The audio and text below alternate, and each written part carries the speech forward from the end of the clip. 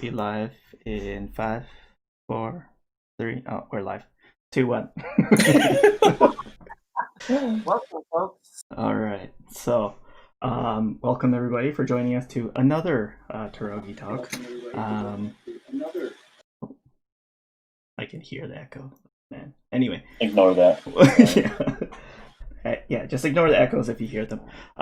So I think today we, at least the group, wants to go back and talk a little bit about our last topic. We just want to revisit the whole discrimination, racism piece. So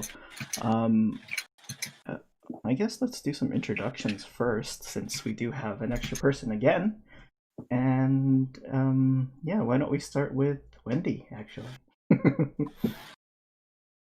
So I'm Wendy, married to Mark. I live here in the UK. And I'm then happy to be here today. Which organization are you part of? Huh? Which organization are you a part of? Igorot UK. Awesome. Igorot UK here in the UK. All right, go ahead, Mark. Okay. As usual, yeah, my name is Mark Watan. Well, my wife's family is from Basau and Sagada. So, and her parents are one of the group of elders that helped start Igorot UK after the first international Igorot consultation in 1995. So her parents have been really involved, and of course, if her parents were really involved, Wendy was really involved. In fact, that's how my wife and I met. It was because of the IIC way back in 1995. So, yeah, my name is Mark, and yeah, I don't know if you know the whole story, but if you ever type in our names, you'll see it in Google. But yeah, there's a whole thing on it. Well, a short thing. Anyways, my name is Mark Watan, Mark Sapatan Watan, and I'm originally from San Francisco, California, in the United States. And I grew up, my Igorot community was Bebak of Northern California. And then after I got married with my wife, she stayed out in the United States, and then we moved to the UK. And I've been part of the Igorot UK since we got married, but then, Since we moved back. Yes, since we moved back about 5 years ago, I've been more involved. So I claim both. I guess my wife does too, but yeah, definitely. Idol. My name is Idol Angitai Matthias. I am part of BBAC Vancouver, or BBAC BC. Originally I was born in Trinidad. My mom's from Bataan, Kabayan, and my dad is from Bukod, both from Benguet, and I am Ibaloy. Go ahead, Jay. Thank you. All right. So my name is Jay Watan. I'm from San Francisco, California. My Igorot group up here is the BBAC of Northern California, which my parents were helped found, along with many other faithful families. And I think we could start. Gerald. Joe needs to. Me as well. Sorry, Gerald. I'll introduce myself. Go ahead, Gerald. Gerald Alatin. Here in a part of Bebak BC, or Bebak Vancouver in Canada. Parents are from Apayao, Benguet, and the Mountain Province as well. So going right into the first topic for today, again, just revisiting the whole racism discrimination topic. What specifically? I'll throw it to Jay maybe. What did you guys want to talk about with that? Things that we maybe could flesh out a little bit more are ideas about microaggressions, and also with internalized oppression. These are things that when you have imbalance, and racism certainly causes a great imbalance, in power, privilege, and prejudice. We also have oftentimes the people who are on the other side of that will be affected internally, and so part of the conversation is, how do you see yourself when someone looks at you, or maybe perhaps you're rejected, or you feel a sense of discrimination. It's not outward. It's not like people are burning crosses on your lawn, but you feel something, or you hear something that is looked upon negatively upon you, and it's seen as not just being you individually, but you as a whole group. How does that look upon? I remember anytime, like, there was, when I was a kid, anytime that there was Filipino on the news and they did something bad, oh, my parents and all our family members say, "Hey, look, there's a Filipino guy." And then when they did something bad and they got arrested, I remember when Cunanan, that serial killer who killed Versace, came out, and we were like on the TV. It's like, oh no, he's a Filipino guy. No, oh, Yeah. God, it's like that guy shamed all of our people, made us look bad. Irregardless if that guy was like a psychopathic serial killer, he still put shame upon all of us. And so, I mean, that's a big, like, an example. But anytime there was like Filipino anywhere, we would look at that. It's like for example, when we were kids, we watched that Miss Universe thing, and I know people are going to talk about, hey, that's all patriarchal kind of stuff, but the fact that we all looked at it and we want to know what qualities Miss Philippines had, right? And if she was beautiful and she was educated, and she had a good response, we'd be like, oh, yeah, make us proud. But if she didn't, she didn't look good, and she wasn't smart. Oh my gosh, we would look at it and say, it was like, oh my God, her family just sold the most tickets. That's how she got there, right? And it was almost as if that person held the burden of the rest of us. Why does that one person have to do that for all of us? Why can't we stand individually and have merit ourselves? Well, part of that is that there's certain inequities that happen in the world, right? And so, we recognize that. Is it fair? No, it's not fair, but these are things that do exist. There's a stereotype threat that happens out there, and things that we really have to address in terms of like how we see ourselves and our identity.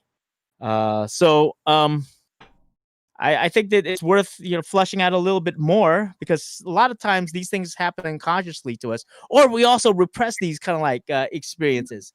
The whole idea of internalized oppression, which comes as an antithesis to someone else having much more privilege than yourself, is that sometimes it manifests itself as a self-hatred, or you look at your own people in kind of like in much more harsher, negative ways. And if anything, I don't know, but have you noticed, how judgmental sometimes we are on our own people?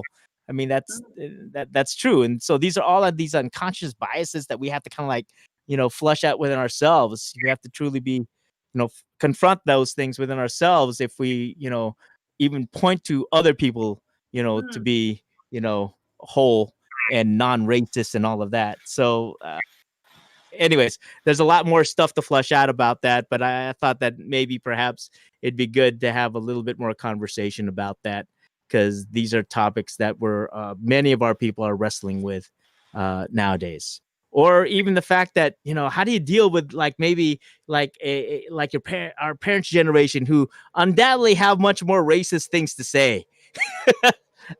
But then we know that that's part of their experience too. So how do you honor that?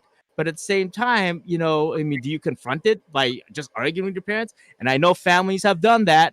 But especially now. Or do you just acknowledge that as part of, hey, okay, that's part of our lived experience. So I think we have to be honest with these kind of things, and maybe bring it out a little bit, and maybe have see where maybe there's a much more forward-looking dialogue about it. I think anyone else want to say? Now, I think the thing is so interesting, Jay. I think our parents are so much more older too. that if we do go into dialogue with them, I think there's easier to have that exchange.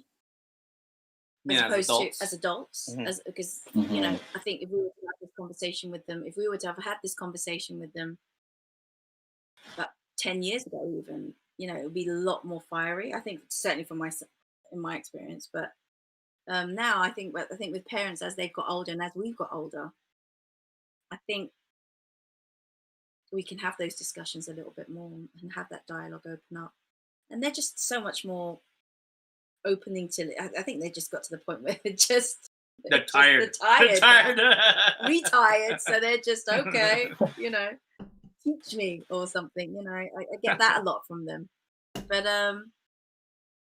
no, it's true. I mean, there's it's not the is what you said. It's not the obvious to me. That's been the most hurtful through my experience.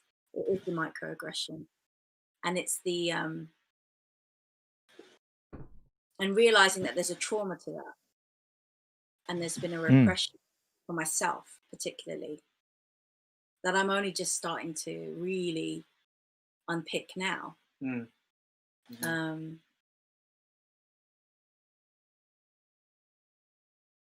Yeah, I think that.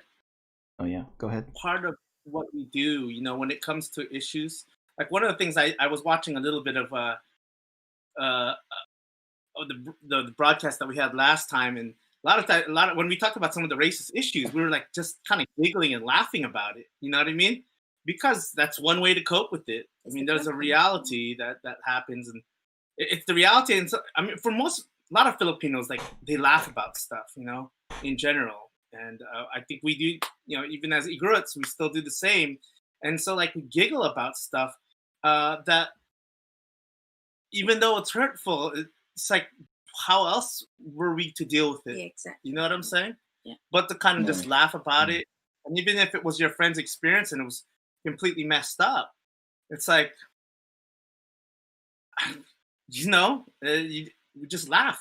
And I mean, it's all good, but well, in the sense that, not that it's good, meaning that, like, I think that's just how people have coped with it.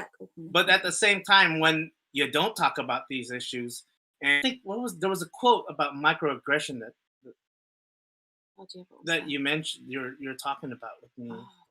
But like it was someone who was talking about like just racism in general, and the fact that, like, it's not all the hardcore stuff that necessarily hurts. It's like the most obvious stuff you can handle.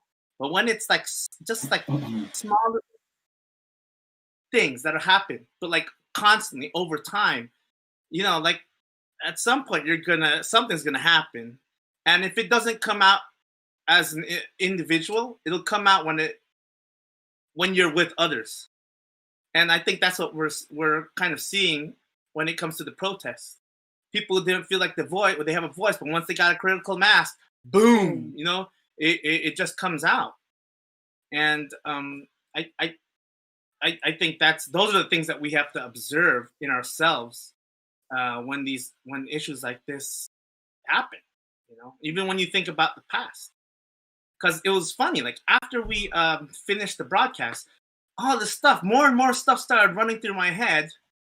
About what happened in my past. Like I remember one story. This is weird. I used to work at a gas station, full service gas station. I don't even know if they have those anymore. But so my friend, so all the guys Oregon, who worked there, right? Huh? No, I worked Oregon. in Chevron. What? Oregon? What did you say? Yeah, Oregon has it. Oregon has full service gas station. Yeah. Well, I used to work at one, and they used to have the middle pump was like the full service pump. And so, like, my friend and I, all the people who worked there were like brown guys, right? So it was like Mexicans and Filipinos mainly. And so some guy comes up, and his vehicle looks like, I swear, man, it looks like the Boss Hog vehicle. Remember, with the horns in the front and stuff like that? And this guy with the big Cadillac? Yeah, like a big old Cadillac. He comes in with his wife, and he has a big old cowboy hat and everything. And he looks like he's like an oil baron from Texas or whatever. And he comes in there, and we're just about to close. And so my friend, he's like, we've been out there. He's worked a 12-hour day, and he was just like kind of irritated because he told him, sorry, we just closed. And then the guy started like really laying it into my friend, and he was being really racist about it. And he was saying like, listen, you serve me. No, I'm here. I'm going to pay. I don't care if you say it's closed right now, and he just started really laying into him. And my friend has a really bad temper, and I'm usually like the laid back dude, right? So I said to him, hey, bro, just chill, go to the side. I'll handle this, And so he comes to me, he's still talking his mess, but I was calm. And so I'm putting the gas in and stuff like that. And I don't know. The guy came out. He just kept on running his mouth, just with racist things, talking about like how he owns me. And in fact, he owns this gas station, which wasn't true because that gas station was owned by a Latino guy. So it was owned by a brown guy, And he was trying to tell me that he owned the gas station. He thought we were stupid. And then, so my other coworker who's Mexican works in the booth, who's like trying to find out exactly how much he wanted before he. So you have to I have to tell her how much he wanted, and she was talking in the intercom, and so he starts talking to her and says, "Why don't you speak English and go back to your home country?" And I don't know, man, that like just set me off. After all the little stuff he was saying, I just started really getting pissed off, and I just fucking ripped off my shirt. I said, "Come on, man, hey, come on, motherfucker, you want to fight?" And this is when I was way younger. Just had I was really angry, and it was just kind of like I just started cussing at the dude, man. And then his wife came out there, and today this would be completely wrong. I said, "Come over here, bitch! I'll fucking slap you in the face." You know what I mean? My God!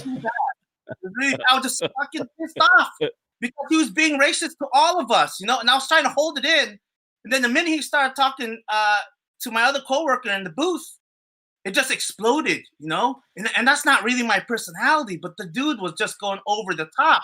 And then the guy was like, the look on his face, I don't think he expected these little brown people to like just start talking. And then his wife, I don't know where they're from, if they really did own oil or whatever, but they were totally acting the part and totally like just discriminating. And it's so weird because like that's like a real obvious story to explain, and I never said it last week, and I realized, man, I completely forgot about that moment, and maybe because I was so pissed off, I was kind of embarrassed myself because I told my friend to go to the side to calm down, and I was the one who ended up fucking pissed off. I was the guy who wanted to bash this dude's face in. I was ready to fight, just took off my shirt and everything, And it was just like the weirdest and oddest moment. I don't know. It was just odd. And I totally forgot about it. And when we started talking about it, my brother and I started talking about other moments.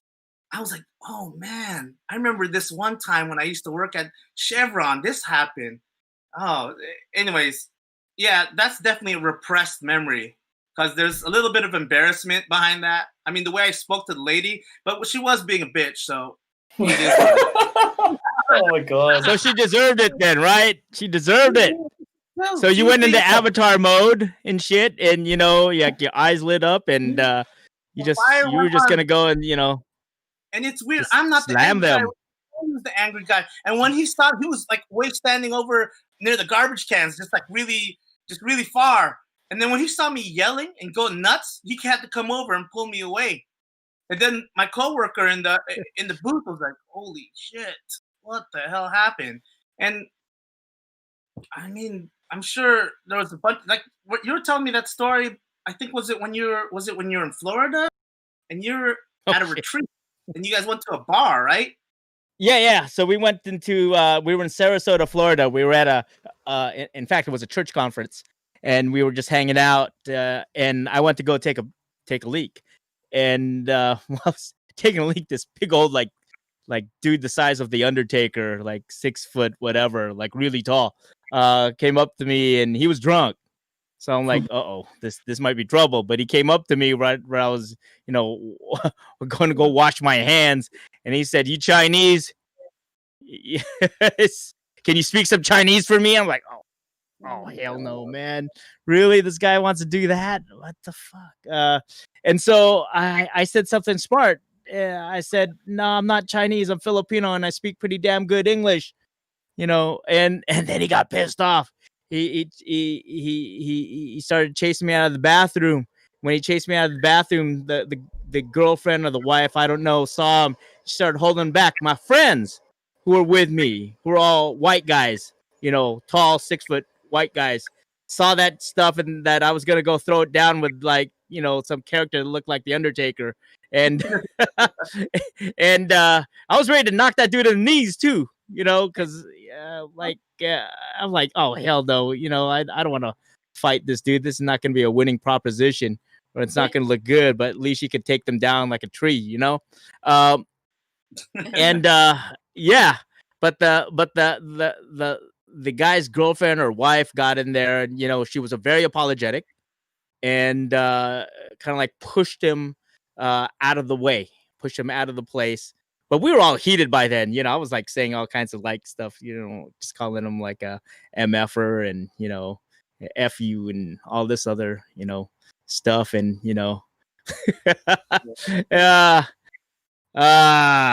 but yeah, I mean, those are outward kind of signs of like racist stuff.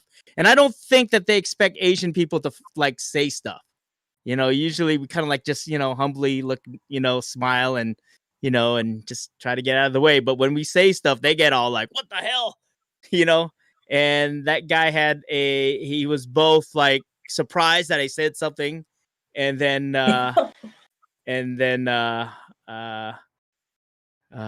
mean, in hindsight, I was thinking, oh man, what kind of strategy? I could knock him in the knees, try to crack his kneecap, or I could offer him a beer, but by then he's already quite enraged and he's already drunk already. So what do you say? But luckily I had backup too. I mean, that kind of helped. I wasn't alone, and that I'm grateful for. Was that also a repressed memory? No, someone had to remind me of it, but it kind of, yeah, like usually I just kind of like laugh that off now, just simply because it's just like, wow, that's how it was in the 90s, wasn't it? And I'm sure that's the way it was in a lot of places, and maybe even now it's still that's the way. But it's a memory that most of the time we just kind of like sit there and laugh about it as a memory that, okay, at least I've grown. I don't know if that dude's ever grown, but I've grown, and maybe he'll say stuff like, I'm a different person now because look, I have black friends or whatever, say some I'm not racist. Microaggressive thing like that, but to me, a lot of times I don't like to talk about race because it gets me stirred up. It's a subject that you look at it with both with a sense of dignity, because you kind of rise above it, but then you say, wow, all that weird systemic stuff is, it exists, but it just exists in different ways. It has evolved. For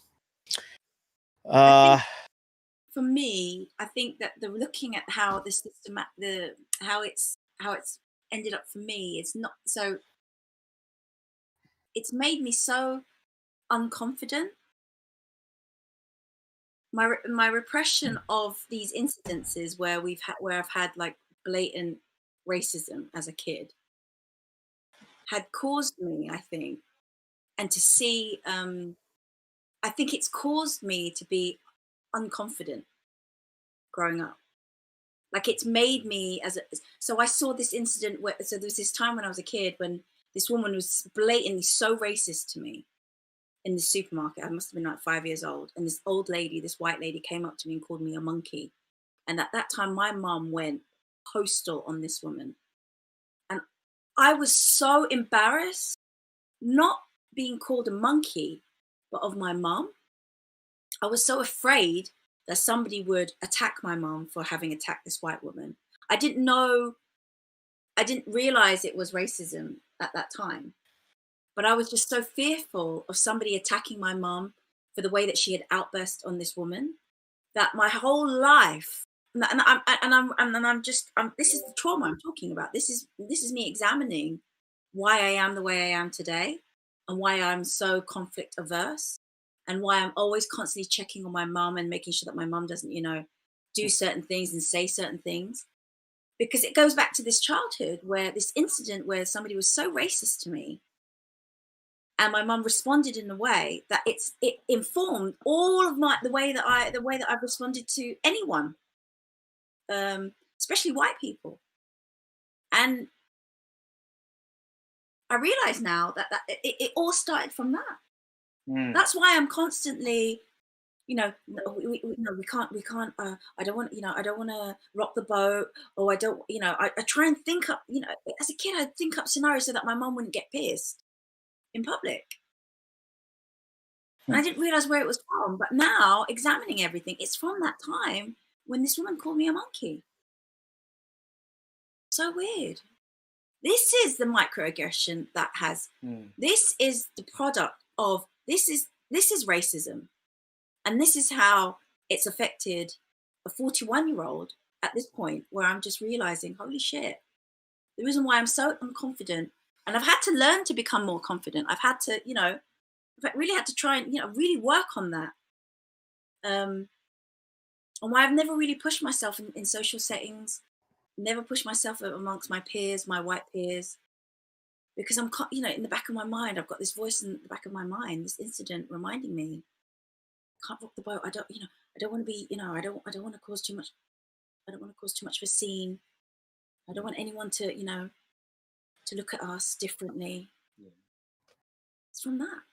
I think I mentioned last week, because you weren't with us, and I was trying to explain some of the stuff that happened to you in the UK, and one of them was the lady who mailed out all those weird letters about you guys eating cats. We had a neighbor, a crazy neighbor, an awful woman, really, really, really awful woman. She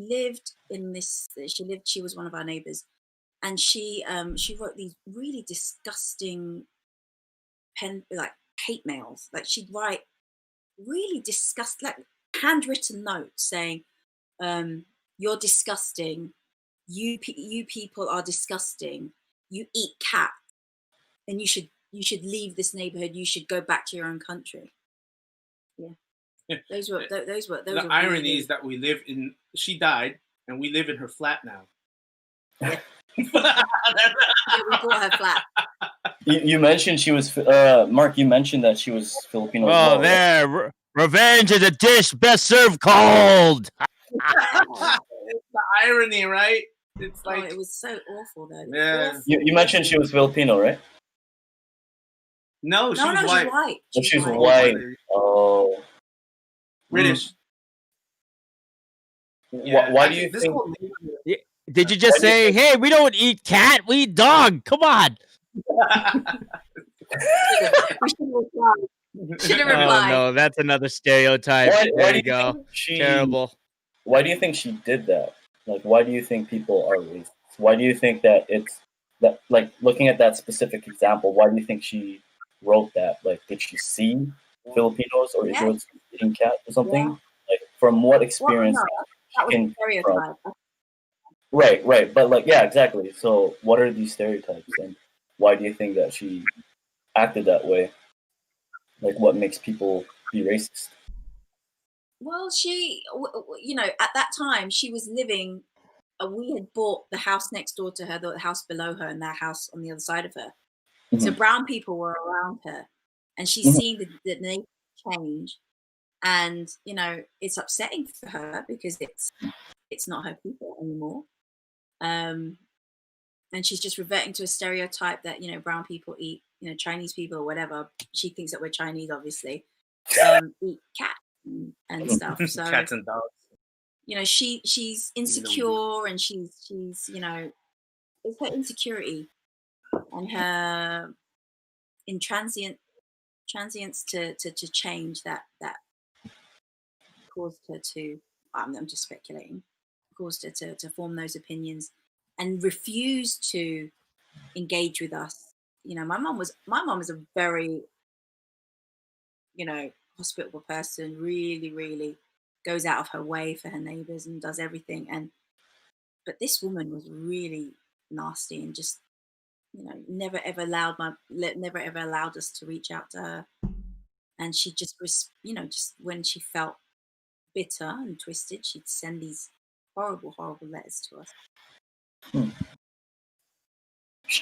She's kind of right though. Some Asians do eat cats, and they grow dogs.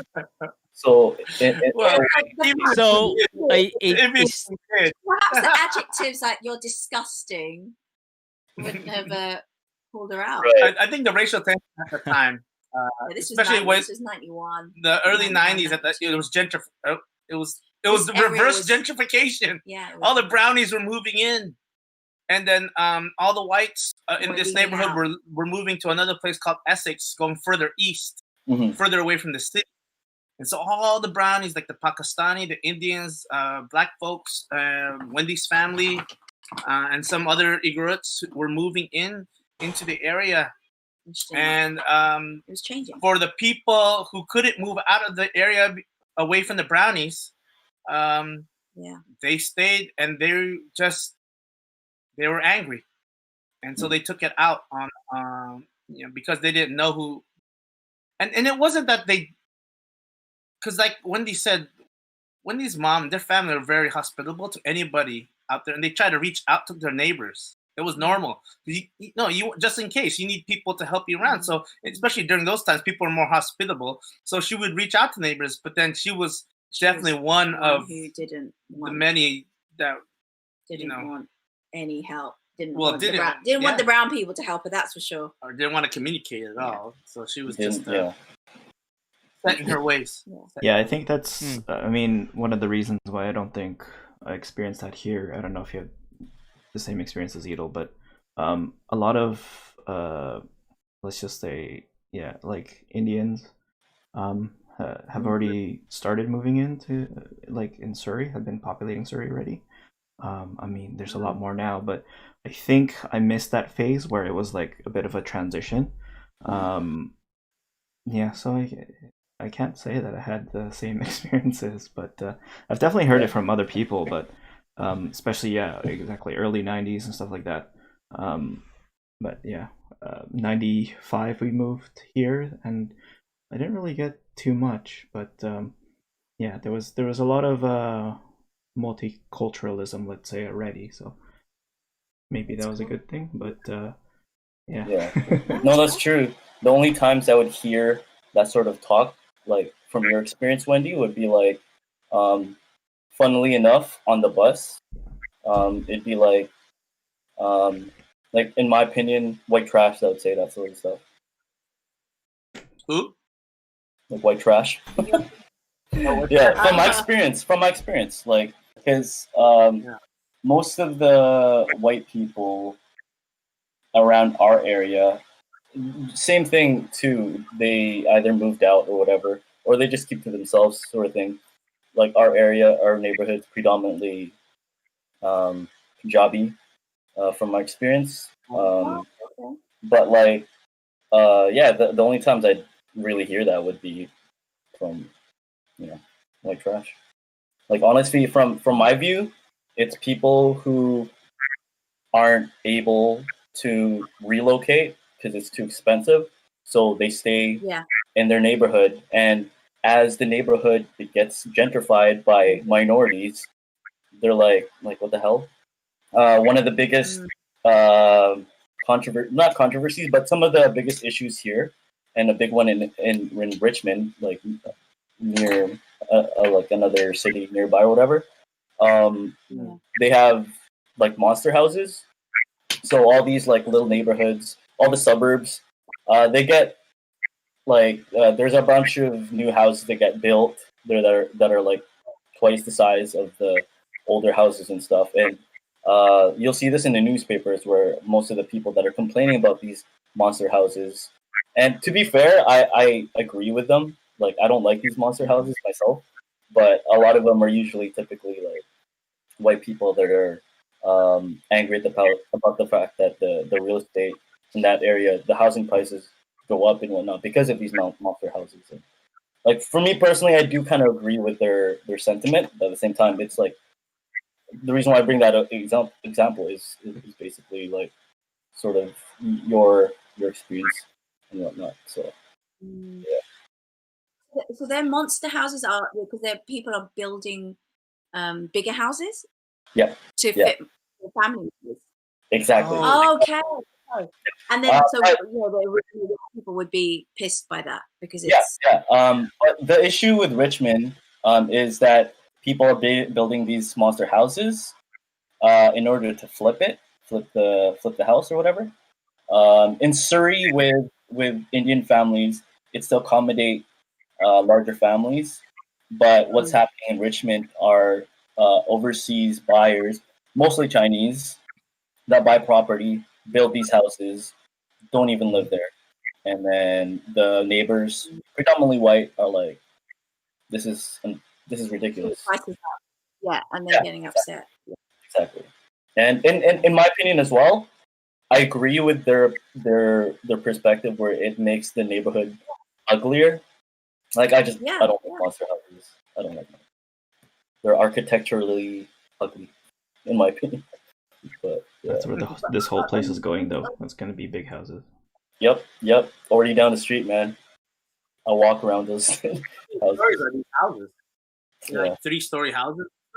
Pretty much. Like, some of the houses, if you go around our neighborhood, they look like mini apartments.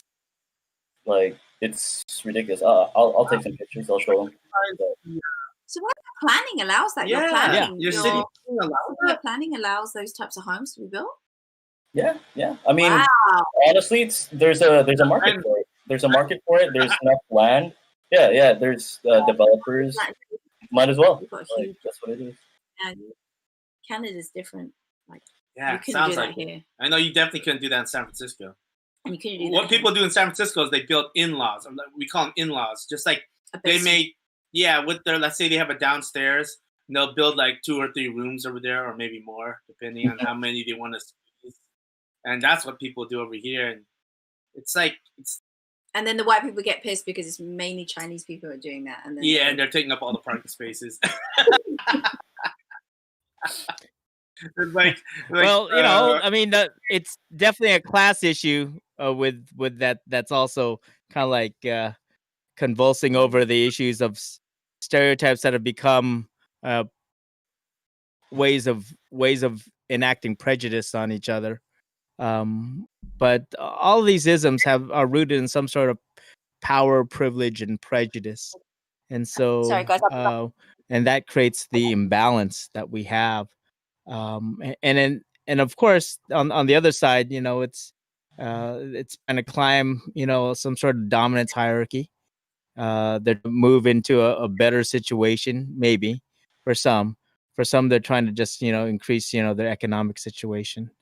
But unfortunately, that can come at the great expense of somebody else, or the way a neighborhood looks like. Gentrification, or it's funny because it depends on how you look at it. It's either neighborhood renewal or gentrification, depending on who you feel your side is on when this is happening. Because I mean, in San Francisco, there was a white flight that was happening back in the 70s and 80s, and a lot of maybe upper or middle class white working class white families moved down the peninsula.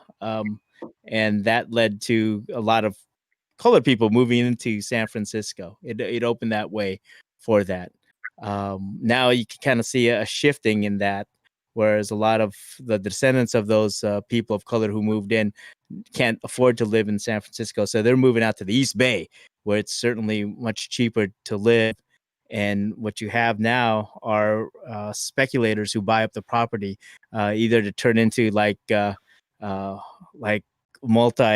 multi-sectional apartment buildings, illegally, of course, or they flip them and you'll see these kind of like houses all of a sudden being torn down, and they're turned into something else, completely something else, some modern looking thing.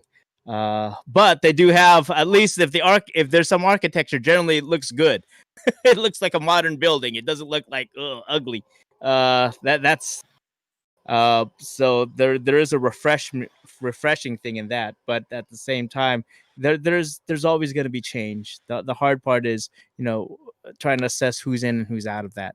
And you'd like to say that you'd like the flavor of a neighborhood to remain similar to the way one grew up, but the change is always constant. It's always going to be happening. And the makeup of a neighborhood, especially in a city that's old like San Francisco, there in this neighborhood that I lived in here, it was predominantly 60 years ago there would have been Germans out here, Germans, Italian, and then Irish people, and that would have been, and then eventually became Latino and Asian, and a lot of Filipinos actually in our neighborhood too. Yeah. Eventually, a lot of the Filipinos moved out, but there's still it's still very mixed over here. Yeah, right. But now the Filipinos moved to East Bay, so or they moved even further away because there's big houses over there. But then the commute is like 2 hours. Now everyone's telecommuting because of this COVID, but a lot of people are telecommuting. But it used to be that a lot more Filipinos in the neighborhood that I lived in, which is the Outer Mission, Ingleside area, which is kind of like the southern part of San Francisco on the western end. So it's not South San Francisco, but it's right next to Daly City. Right. And Daly City is also another place that became heavily Filipino when they started building the new developments in the 70s and 80s. And a lot of the Filipinos started moving in, or they actually used to live, Filipinos actually live in the city, used to live up in the next to Chinatown. There used to be a Manila town out there next to the San Francisco Chinatown, but that got redeveloped in the 60s and 70s, and that became the financial district of San Francisco, which led to a kind of like huge boom of the San Francisco downtown that still continues today. And eventually a lot of those people, they had to put their money somewhere. They bought houses that were being built up in the neighboring neighborhood in Daly City, and that's where that's what opened the door for a lot of Filipinos being in the Daly City area. Yeah, there's so many Filipinos in Daly City. There were just such an influx, so many people, and just became known as, like, I don't know.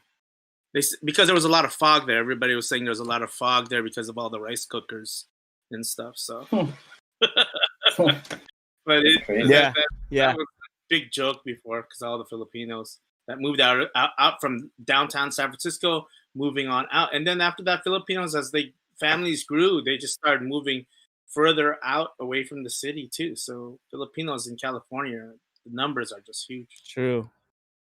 Now in our neighborhood, in the Outer Mission area, most of the newer families who are here, actually it's not newer families, it's like a lot of the homes were bought up by Chinese folks, and they turned it again into apartment house. So you have a whole lot of students or a lot of young folks, millennials, who live in these houses that are now 8-bedroom like apartment.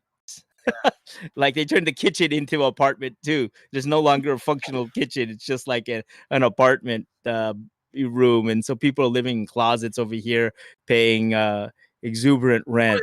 You could pay about $2,000 and still have. So you're saying that they're building those illegal apartment houses. How are they building it if it's illegal? In the garages. In the garages, yeah. In the garages, they'll turn that into a room too. Right, but what I'm saying is, why isn't there like much of a crackdown? Like, it's you can't see it. Because you need a warrant to go into the house, right? And that's what's and there are so many houses that are like this. Yeah, you can easily claim. I don't know, maybe discrimination if somebody, but then they really need for one thing, it'd be hard for them to get a warrant to go into the house. But they do send people out to knock on doors and ask if they can see the insides of their houses. And everybody knows you just say no. Yeah. Like, why would you? That's how like a lot of the folks get away with these so-called like we call them in-laws in San Francisco, but like that's how they get away with a lot of that. Hey guys, by the way, my wife is a care home manager, and so that's 24/7. Of course, I help with the care home too, but like we have a patient that's in the distress at the moment, so my wife had to like just run off. So I have a weird feeling, probably not going to come back. And if she does, it'll be like later. So in terms of subject matter, that's okay. Plan B, we'll figure it out. I think we could continue with this conversation. Yeah, I was just going to say. Want to say. Oh, sorry. Go ahead. No, that's fine. No, I just wanted to say sorry for being a little too raw earlier, and I was talking about those people that I was going to beat up. So I think I overcussed, but those are the words I was saying, at the time. So that's real. That was that's what happens. That's what you're feeling. So it is what it is. Yeah. Maybe you can bleep it out later if you. I think so. Edit it. Yeah, it was a good point you were saying, Jay, about like neighborhoods changing and stuff like that, because I think that's one of the big reasons why maybe there is this maybe discrimination or hate or whatever against the immigrants coming in, right? Not a lot of people are good with change, so when their neighborhoods just start changing, like it can be difficult to deal with it, like especially drastically with a lot of people moving in and all that. But of course, it doesn't excuse what just being outwardly racist and doing all this or saying all these things. But I mean, I think that plays into it as well. It's just that not being able to cope with the change, and it is difficult to be honest. Like if your neighborhood changed like in the next year or so completely, that would be, I don't know how I would feel about that. So fair enough. And also with immigrants moving in, I mean, we bring different kind of problems as well. if that makes sense, right? Like they're used to dealing with certain issues, and we bring in different types of issues, and they don't know how to deal with that. And so I think, I mean, again, there's no real excuse for racism, but there's a lot of factors that play into the mindset of, hey, those people are, I don't necessarily like those people and whatever. So I don't know. I'm not making an excuse for them, but it's I can see why some people could be feeling these things. But and one thing as well is Ryan, this is watching, which is nice. Thanks, Ryan. Oh, cool, Ryan. Hey, Ryan. He just put up a comment saying that I think being racist starts from personal insecurity, and it's easier to blame someone else than admit your own faults and weaknesses. Kind of, I mean, that can definitely be a factor to racism, but I think there's a lot of things that go into that, just like some of the reasons that I had mentioned. What do you guys think about that? Yeah, I definitely think it's a factor. I mean, like, it's weird, man. Like, if you're it's also the timing of everything too, and if you're the one that's there, like right now, how Mexicans are the ones that are being blamed for a lot of things in America, and in terms of, and building the wall, and it's like they're just the scapegoat because it's the way for them to get their votes. So it's like, and that's been going on, I don't know in Canadian history, but in American politics for years. The immigrant issue has always been one way for them to get votes. So, and it just depends because, like a long time ago, it was the Democrats who were doing that stuff. And the Republicans that were the ones that were like open to immigration. I think you'll see a video of Ronald Reagan talking about being kind to immigrants, and even like George Bush talking about being kind to immigrants. Like when but then it turns around, and then it's the Republicans who are saying the same stuff. Now the Democrats are sticking up for immigrants. So, the one thing I can say for sure is when it comes to political parties, it's just like we shouldn't be so polarized to pick one or the other, because politicians will keep on changing depending on who's part of their club at that time period. Are you saying that it mimics wrestling? Professional wrestling? Hey man, professional wrestling is just like a reflection of life. So corrupt, man. That's a good analogy. I like that. I think that you have to be wary about how people do politics, because sometimes it is about like personal vote, but there's also like reflection of people's principles and values in there. And if we believe that America is a place, when you get to travel the world, people generally I have an idealized thing about America.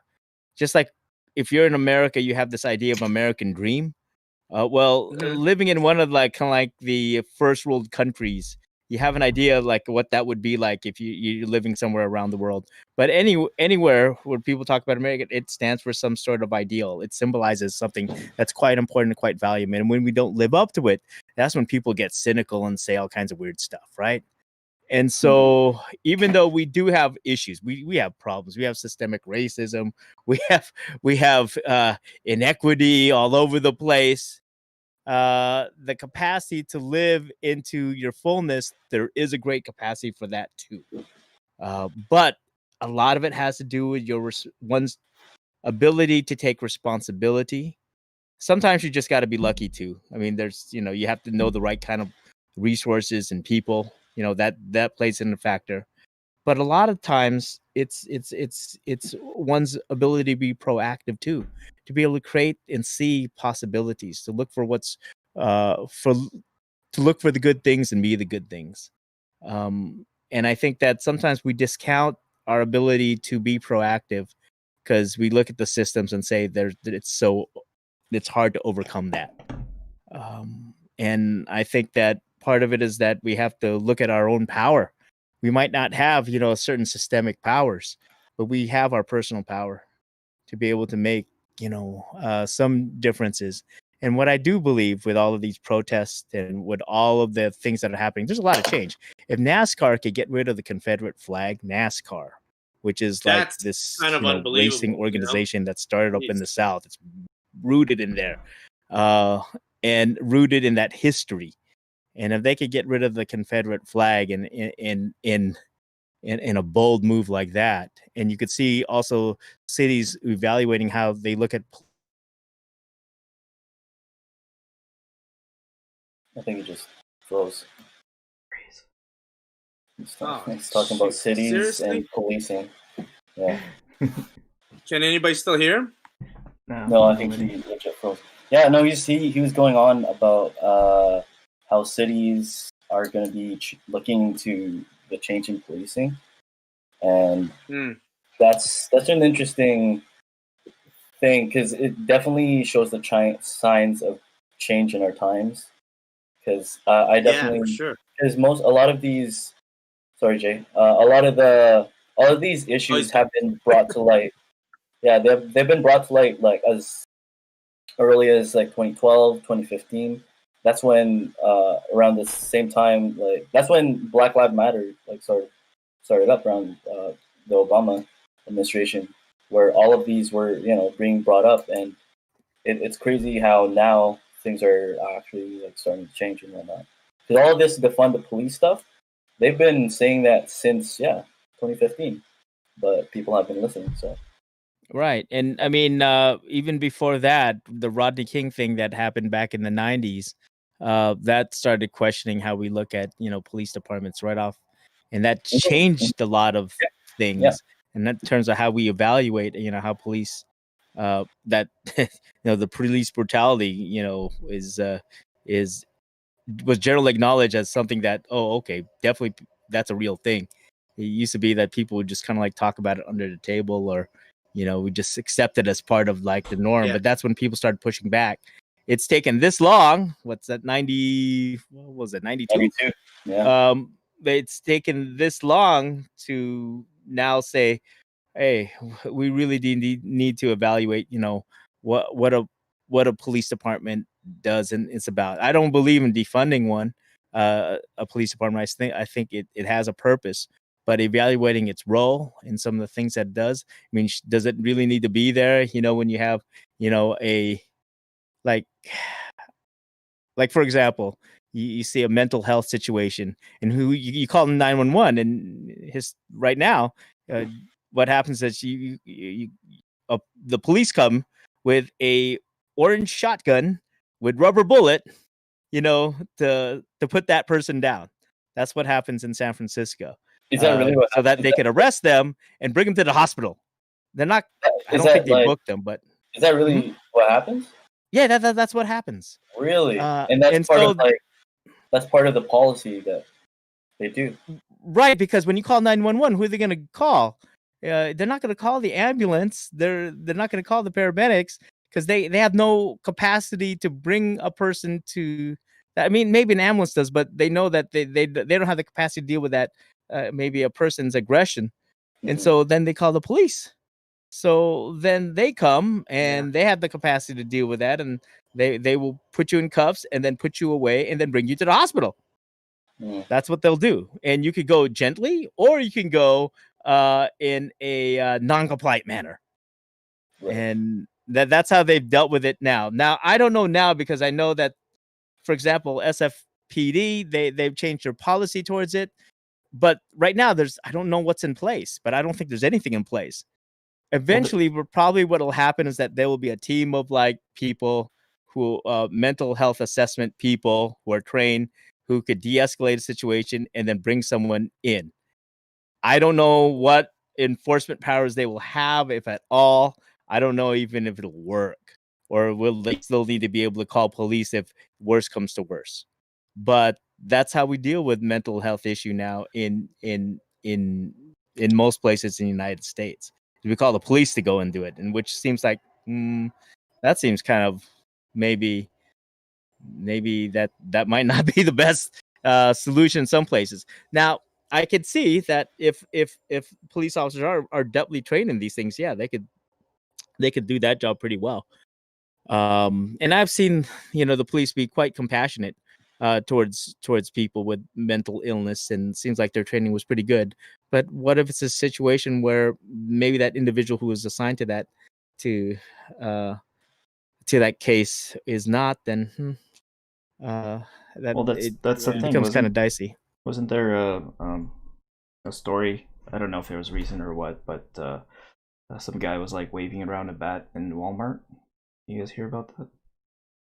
Waving around the bat, threatening people. Cops were called, and eventually he was just shot in the chest. Yeah, I saw a short video of it. I don't think I saw the whole story, but yeah, he was just in the area waving around the bat. It seemed like, I think it was obvious he had some mental health issues. Maybe it wasn't, but it looked like they tased him first, and then I didn't see the actual shot, but then they said that they shot him.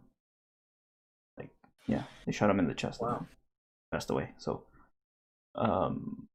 yeah, so that's interesting hearing that the policy and standard should really be going in with a shotgun with rubber bullets, but then I guess maybe they didn't know the situation, they didn't know it was a mental health thing, or like you said, they weren't well equipped to handle somebody with mental health issues, something like that. Well, I think that's what they do, is what their goal is to quickly try to de-escalate the situation. Right, they do bring it as a just in case, as a deterrent. And if they need to take a person in, that, I mean, generally you have to take a person in for some sort of mental health assessment, but usually it's with handcuff. Yes, for sure. And it's done for their safety. But I think that we're now in a place where we have to kind of like evaluate, is this a way to deal with it? And especially if you're dealing with a population that looks on police officers in a very negative way and have negative experience with police officer, then with police departments, then that could be quite that could put another layer on top of it. And so when I saw it, I mean, it was a situation where people didn't have like a negative view of police. So when they did come in, I mean, the police officers were quite gentle in that situation, and they responded in kind. That person was a little bit pushing back, but eventually they were able to convince that person that they needed to go and get an assessment. But they did have to arrest her. They had to, well, I don't know if they arrested her, but they put her in handcuffs and they had to take her away. So the things, a lot of the calls that are coming in, the most challenging thing for cops is that they have to identify if that person has mental illness. They don't know, and sometimes the people calling don't know if that person has mental illness. So like, I don't know what the training is like to even identify.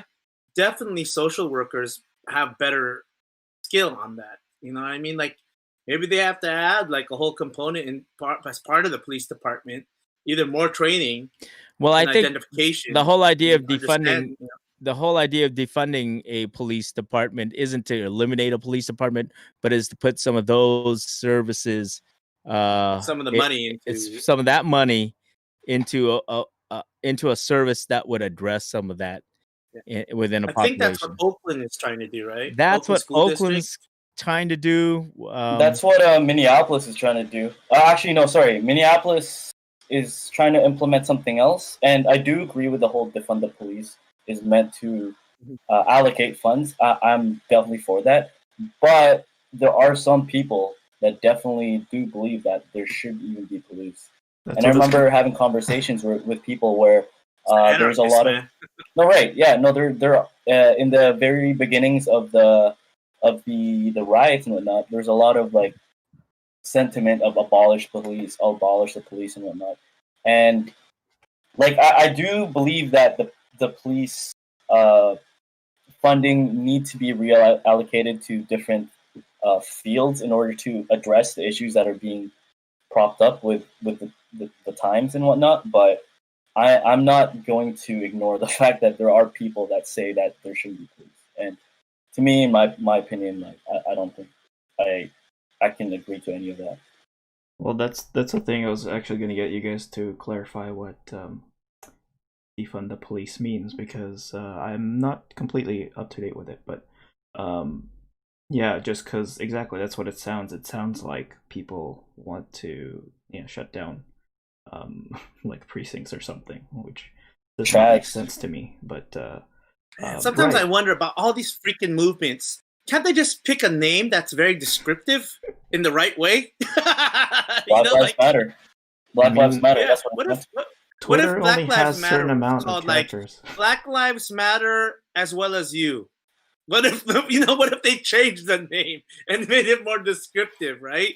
Like, or like defund the police, or what would be a different name they could use that would be more descriptive for people? Because when you just hear defund the police, you automatically, most people would be like, hell no, don't defund the police. But really, defund the police is about reallocating services or money so that it's a little bit more evenly spread. Yeah, exactly. You know what I'm saying? And that totally makes sense. Yeah, a lot of the police departments have become militarized. Like there have been tons of examples. Like I've seen this way back in 2015, where there's examples where a lot of small town police departments have like militarized weapons. They have a lot of vehicles that aren't being used by the military, and then they go down to the police departments. They buy them out because they're discounted and whatever, because the military's not using them anymore. And so what they do is they sell it, and then all these like small town police departments buy it. And the the sentiment at that time, and it goes on to today, where it's like we don't need these militarized police departments where there's no terrorists here and whatnot. And that's the reason why they wanted to defund the police. That's why they want to move and remove out like the funds for those departments where they have tanks and whatnot. Like you see this all the time on Twitter. It's like, yeah, why do these police have tanks? Like you see those videos where tanks are rolling in like suburban neighborhoods where really they shouldn't be there, right? They shouldn't really be there. Yeah. Well, I mean, growing up in the 80s, I remember there were quite a few like these school shooting situations, and 80s and 90s. You see like people walking around with the automatic weapons, body armor, and they were hard to take down. I mean, there was multiple of these. Oh, there was a huge one. Was that in LA? Yeah, there's something in LA and the 90s. Right. And oh my God, these two guys were fully kitted with body armor head to toe. Right. And man. I remember the story goes that the LAPD or whatever the local police department had, they didn't have anything. They had to borrow an armored car. Denzel Washington was in a movie that was based on that event. Oh, okay. Really? I think it was in the 70s or something like that, or because when it was a bank robber, was it not?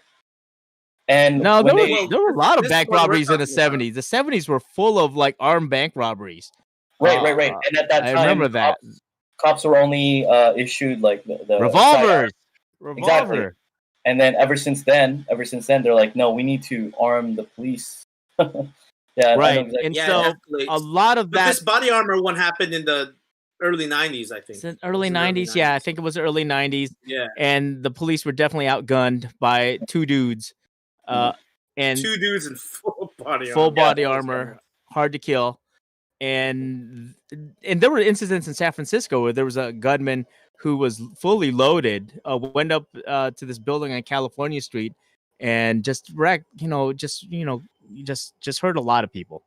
And out of all of that came out a lot of like arm the police kind of like initiatives. Mm-hmm. And that it grew out of all of that. It was a response to those kind of actions. Where you had like local terrorists, in addition to remember Oklahoma City when they when the federal building was bombed out there. That's local terrorism, and you didn't have to go that far. I mean, there was a local terrorist doing stuff like that, and so these kind of like things that happened in the 90s, really in 80s and 90s, they affected how police departments started evolving into paramilitary kind of that with all this tactical kind of stuff out there. But I mean, these things don't come out of nowhere just because people are fantasizing over having big guns and stuff like that. It does come out of like almost a necessity. But there also has they just go a little bit overboard on some of that. You know what I mean? With the tanks and everything, but I don't know. Yeah. I mean, those are complex issues, and I think that each community will have to have these kind of conversations about what kind of police force that they want to have. I don't think that you could go around completely defunding one or having some bunch of community policing in a way that where you completely eliminate that. But I mean, there is such thing as community policing, and it has a lot to do with just building relationships within the community and spending that time investing in those kind of relationships. Yeah. In the UK, that's a big thing amongst the police department here. There was, I remember, a couple years ago or last year, they were complaining because they had been defunded in terms of how back in the day you had beat cops everywhere, right? Well, they defunded that here in the UK. And so community policing has been, down the toilet. And that's part of the reason why like gang culture just started to grow as well over here. And from what I was told a long time ago, because there's been a lot of stabbings in the UK. And I don't know if you guys heard it. It was so bad.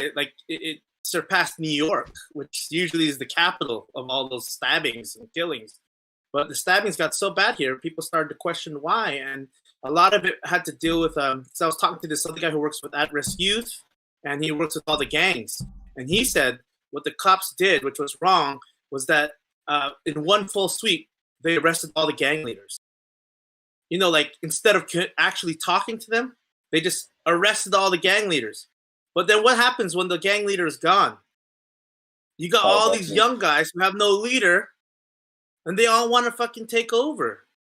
And so, like, even amongst the same gang, like if there's two guys who want to be the leader of the gang, they'll split up. And so it's all gone nuts. It's all gone haywire. While in the old days, when there was more community policing, there would be like a guy, there would be people that would talk to the police, and then they would try to kind of like create some type of boundaries of peace amongst the different gangs. Mm-hmm. But because that's all gone, it's gone crazy, and there's no more community. There's no funding for community policing. The stabbings have gone up, and of course they took out funding for like like youth centers and after school programs. And so what are they going to do then? They're just going to ban the knives like they ban the guns over there? Yeah. Well, they're doing programs where they're doing programs where they're taking away the knives or like asking people to volunteer, which is just ridiculous, man. Because really, you got kitchen knives. People have knives everywhere for food, for preparing food. It's like it'll never. Maybe I understand like the big, like crazy bolos and stuff that you don't even have a garden for whacking the trees, that kind of thing. But it's gotten worse. But then there are grassroots organizations like that are like Waltham. Over here we have Citizens, which is the name of an organization, and they're trying to address those issues with for at-risk youth and try to see if we can get funding for policing again. Those issues, especially even more so now with all the protesting, things are going to change and move a little bit faster, I think. Hopefully. Yeah. Did you guys see the Ryan and Kenneth posted different comments? And Gerald, you want to read them out? Yeah, you want to go into those? Sure. Yeah, we could. Well, Kenneth was just saying, going back to the racism topic, like a lot of racism comes from personal experience. My mom has a lot of stigma over certain types or people from working with them. That's another factor that ties into racism. I can definitely agree with that. Yeah, there's no doubt. Yeah. Oh gosh, I remember hearing something like it's either Denzel Washington or maybe even Morgan Freeman. They were saying something about perception of their people and how important that was, because you could look at all the systemic stuff, but that doesn't yet address your junk. That you have to address your stuff. And I think that's true. That if we look at things systemically, we also have to look at the things that we have responsibility over. We have the responsibility to raise our own families, for example. And so if you have a population of people where it's single parents, and a lot of that times it's moms, doesn't that put them at a disadvantage? Not saying that it's a bad thing, but just saying that sometimes two heads are better than one. It makes you stronger and makes you whole. And sometimes the narrative of not having a father or another parent dictates your life in a way that can be quite negative because you're always looking for it. What does that do to a person? It adds another sense of a layer of trauma. And sometimes that trauma is lived out in sort of disagreeable ways. And so one of those actors, Denzel or Morgan Freeman, or maybe both of them, were saying pretty much that they have to look within themselves and ask, how are you being perceived? How is one being perceived in the greater in the greater scheme of things amongst other people? So I think that if anything, that there's responsibility that goes all around when we talk about when we talk about race and equity. Mm. Is that Edel coming Yeah, it's back? a tough one because I think, yeah, he's coming back. But I think for a lot of the old folks, I agree with Kenneth in the sense that, like, for most of them, they're just gonna go with, okay, I'm sure there's stereotypes that they've heard even before they came to this country about other immigrants and other populations, black being the, like, and so they come with those stereotypes. And what I find is for the older folks, they try the way that they see it, especially older Filipinos and even the older Igorots, they try to see if those stereotypes are true and are they backed up through their experience. You know what I mean? And I think that in some cases for the older folks, unfortunately, they've had certain experience that in their mind, oh, the stereotypes must be true. Especially amongst Asian people. I think I don't know if we mentioned this last time, but I sometimes I feel like Asian folks in general are easy to pick on for most other races, because then they don't expect Asians to kind of have an aggressive return back. Like it's easier to make fun of. Yeah, we did talk about this last time. It's easier to make fun of Asians versus a black person or a Latino person, and I think that like it's easy pickings for on us sometimes. That's just from my experience and what I've observed, and you'll hear it even amongst comedians. Wonder if it's because we're smaller and less intimidating, making better targets. I don't know, but I think there's even a stereotype amongst Asian folks. Oh, when they see an Asian, like I have a friend, and I hope he never watches this, but like he was white, and he always he had a Asian fetish, and he's a white guy who had an Asian fetish, and he basically it's not uncommon, saw, yeah, it's not uncommon. He saw Asian girls. Oh, he would tell me these things too, not realizing that what he was saying to me was kind of stupid. But he's saying, "Oh yeah, all Asian girls are. I really like Asian girls because they're all like they're quiet and timid, and like they'll listen to what you say." And I'll be like, "Okay, I guess you haven't met many Filipino women." And he was just really vibing off that stereotype, man. And his brother had an Asian girlfriend, so and she was kind of she wasn't really exactly what his stereotypes were, but I guess he had that in his mind. And I think that his stereotypes were bolstered by what he sees in the media or whatever. So I don't really know, but you're right. It's not uncommon to see white guys with Asian fetish. I mean, yeah. True. Let's see, what were they saying? What else were they saying? Ryan was saying and I know we didn't really want to get into politics here, so we'll talk about this shortly. What do you guys think of the lack of Filipino presence in politics in America, Canada, and other countries?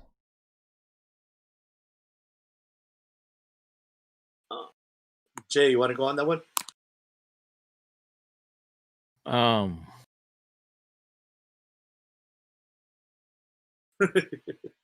No, that's pretty there's a lot of layers that go into that.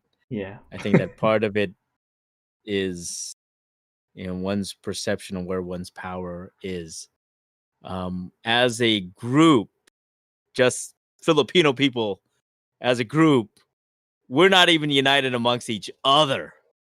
If you look at other Asian groups like Chinese, oh man, they have like these benevolent organizations that help each other out, and it seems like they're way more organized. They have a business class that's very clear of with a clear path, and they have a lot of understanding of what it means to be together.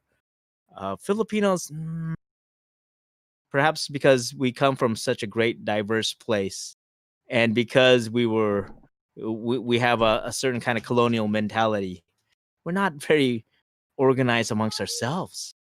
So how can then we find, organized leadership? We do have people who have attained, places in politics, for sure. But it hasn't rose to the effect that maybe other Asian groups has, but I think a lot has to do with our own divisions. And because we don't have that, I mean, we might look homogeneous, but we're not really homogeneous as a people. Our main emphasis oftentimes is within our own family, for our family groupings. And so that's kind of like where we're our own tribal groupings.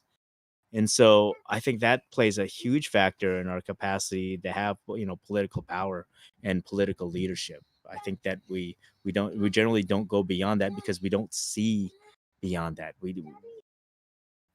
But perhaps as we are the longer we are in our diaspora, in our places, I believe those things will change, and they already have changed. I mean, we've already had Filipino governor in a few states already.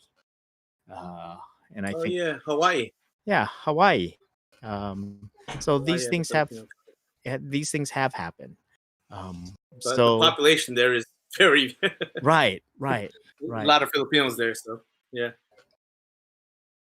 I mean, we just had our first Filipino mayor out here in the UK.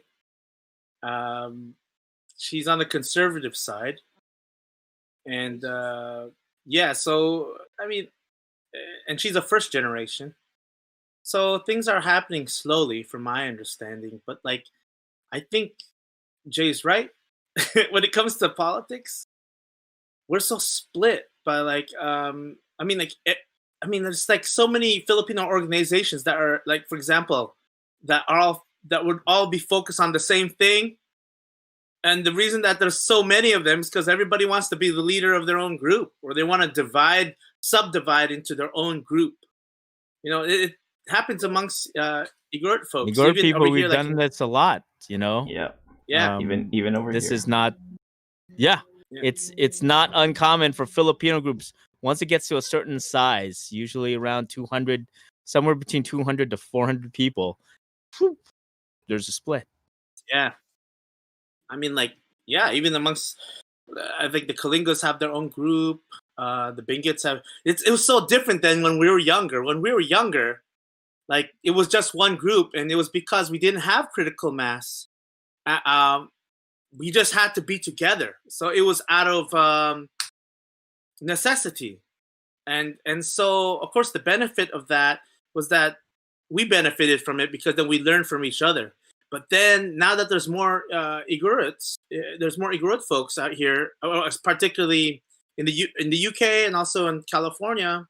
Now everybody's broken up into their own organizations. So the Benguets will have their own, the Ifugaos will have their own, the Kalinga folks will have their own, the Mountain Province people have their own, and even over here in the UK, and I've addressed this before, it's the Mountain Province will divide up into their own municipalities too. So we have the Basao organization, we have the Sagada organization. We have all the different municipalities. So, of course, the one thing is at least they consider themselves all under one umbrella, Igorot UK. But people, when it comes to doing their functions, they all want to do their own thing with their own group. And I think that's great.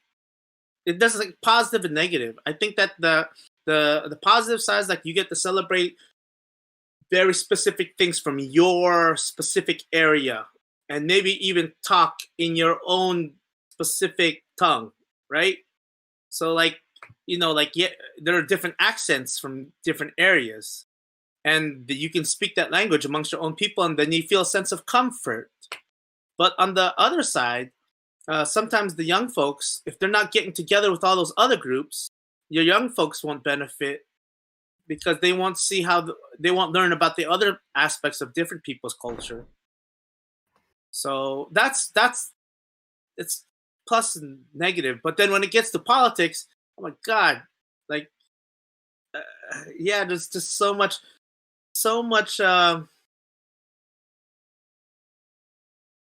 People they're just so much headbutting is what I'm gonna say. And it's not just Igorot folks; it's just Filipinos in general. And we've all heard of it, the crab mentality. When someone goes up, somebody wants to pull that person down. And even way back in the 70s in San Francisco, just would tell stories about like the Filipinos during that time and how it was just kind of embarrassing because the Filipinos couldn't get together. I mean, you look at something. Let's just look at media in general. The Filipino population in California is huge, and we're the second or first largest immigrant population next to Mexicans, right? But when you look at media, when you look at TV shows, especially when like a drama about doctors and nurses, and then you hardly see any Filipino nurses.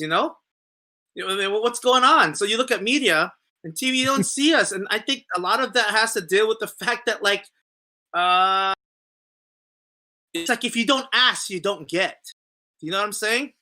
And if you don't ask as a people, you don't see yourself. You won't see that reflection in the media. That's right. How could you have like ER, no Filipino nurse? Grey's Anatomy. There was damn Filipinos in there. Come on. No, but then you'll see like in California, there's a more, in the last 10, 15 years, there's more East Indian population has grown. But we've been there longer. But you see Indian folks on TV everywhere in all the TV shows back in the States.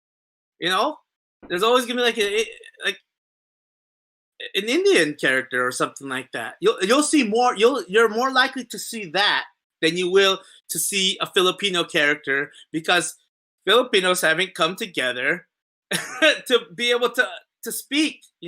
So are you saying that it's like a part of like people not casting a Filipino person, or maybe we don't have as many Filipino the talent pool of Filipino like actor and actress is not big enough? I don't know because there's so many. There are so many Filipinos who are like involved in the arts, man. Yeah, you would think that, right? The one area I do see them is dancing. You got all the dance. You'll see the Filipinos in the dance and dancing in a lot of dance shows. Yeah, it seems like they're dancing or singing, not necessarily acting. If they're acting, they're in the Philippines. Yeah, just from what I've seen. But that's a big deal, I think. Being able to see yourself, like an image of yourself, on TV, someone representing you in some way. That's true. I mean, that's what we were talking about in the very beginning, right? We're talking about like, oh, Filipino. Like when you see one Filipino, oh yeah, let's see. Right. Like one of my favorite shows is Kim's Convenience. A bunch of Koreans out of Toronto, right? Yeah. But it makes me think, how come there's no like Filipino show based out of Toronto or something like that? I mean, that maybe because we don't have convenience store, but it just seems kind of like, weren't Filipinos there about the same time or maybe even longer? True, but even just a show about any Asian that's a regular. So yeah, very true. Yeah, very true. That's true too. And a good show about Asians. I think that there was that. There was another show. Margaret Cho tried to do one. It was Fresh Off the Boat. And then there was the other one about the that that guy who's I think he's a chef, right? Chinese, Taiwanese family, I think. I forgot. Fresh off the boat. Yeah. Oh, right. Fresh off the boat. That was pretty good. I watched the first 2 seasons, and that was pretty good. I think that it's maybe not as good anymore in the later seasons. Eddie Huang didn't like the show, though. Yes. After it a was. while. He didn't like it himself, so. Yeah. So I think I thought it was funny. I did too. But I thought like for its first 2 seasons, it was quite compelling. It was good. Right. Yeah. And maybe just because you just see the representation, like, ooh, wow, Yeah, that's true. That's true. Yeah, and then just going back to the organization things and just our issues with that. Like, I gotta say, it's frustrating going through that where our organization split up, and not even like I don't want to go into too much detail, but not even just into like subgroups like the Kalinga groups or Mountain Province groups, but like the whole I don't know, the whole organization itself split up. Like I never understood why that happened, and the only explanation I got was, yeah, I think they were butting heads and he just wanted to lead and something happened with that, so they split groups. And it's just like, I never understood it, and it's just like I thought we were all going for the same goal, and whether this leader was there or not. I mean, fair enough, some leaders are better than others, but I mean, we're trying to do the same thing. So I just never understood it, and it's just so frustrating. And now, yeah, I don't know. It's a recurring theme in Igorot organizations and just Filipino organizations everywhere around the world. I think just can't. And it's just now trying to get back to those numbers is kind of difficult. I mean, we've been fortunate because there's been a lot of like immigrants coming to ours, but I know places like I know Seattle has been struggling. Not as many immigrants going into there, so they're definitely struggling. But the only reason the organization that Idol and I are part of is still alive is because the immigrants coming in. Like, it's so hard to retain people ones, right? and get people together, and everybody wants to do their own thing. It's just like, it's so crazy. Like, especially trying to learn from different from different provinces and tribes. Like, it's really difficult. So, yeah, I don't know. That's all I have to say about that. It's just frustrating. It is. Yeah, it's like I said, know. it just maybe maybe with the next generation coming in, but that means me. I don't really want to get into that. Well, I'm not a political person. I don't. That's not how do we like change the ways? Because walking into this conversation, like what comes to my mind when it comes to like the whole split thing was there was another organization called Buggy Pine, right? That was another. Yeah, that was like sort of like a sister organization to Bebop, and that organization like literally fell apart because of like internal political whatever. And so like taking example from that, how do we like try to avoid that, or how do we try to mitigate that happening or whatever? Right. I mean, it's gonna take good leadership for sure, but finding that leadership is a good question. Because I think Ryan put in a comment here saying that our generation, we have to learn how to bridge the gap between us and our kids and really emphasize advocating for each other.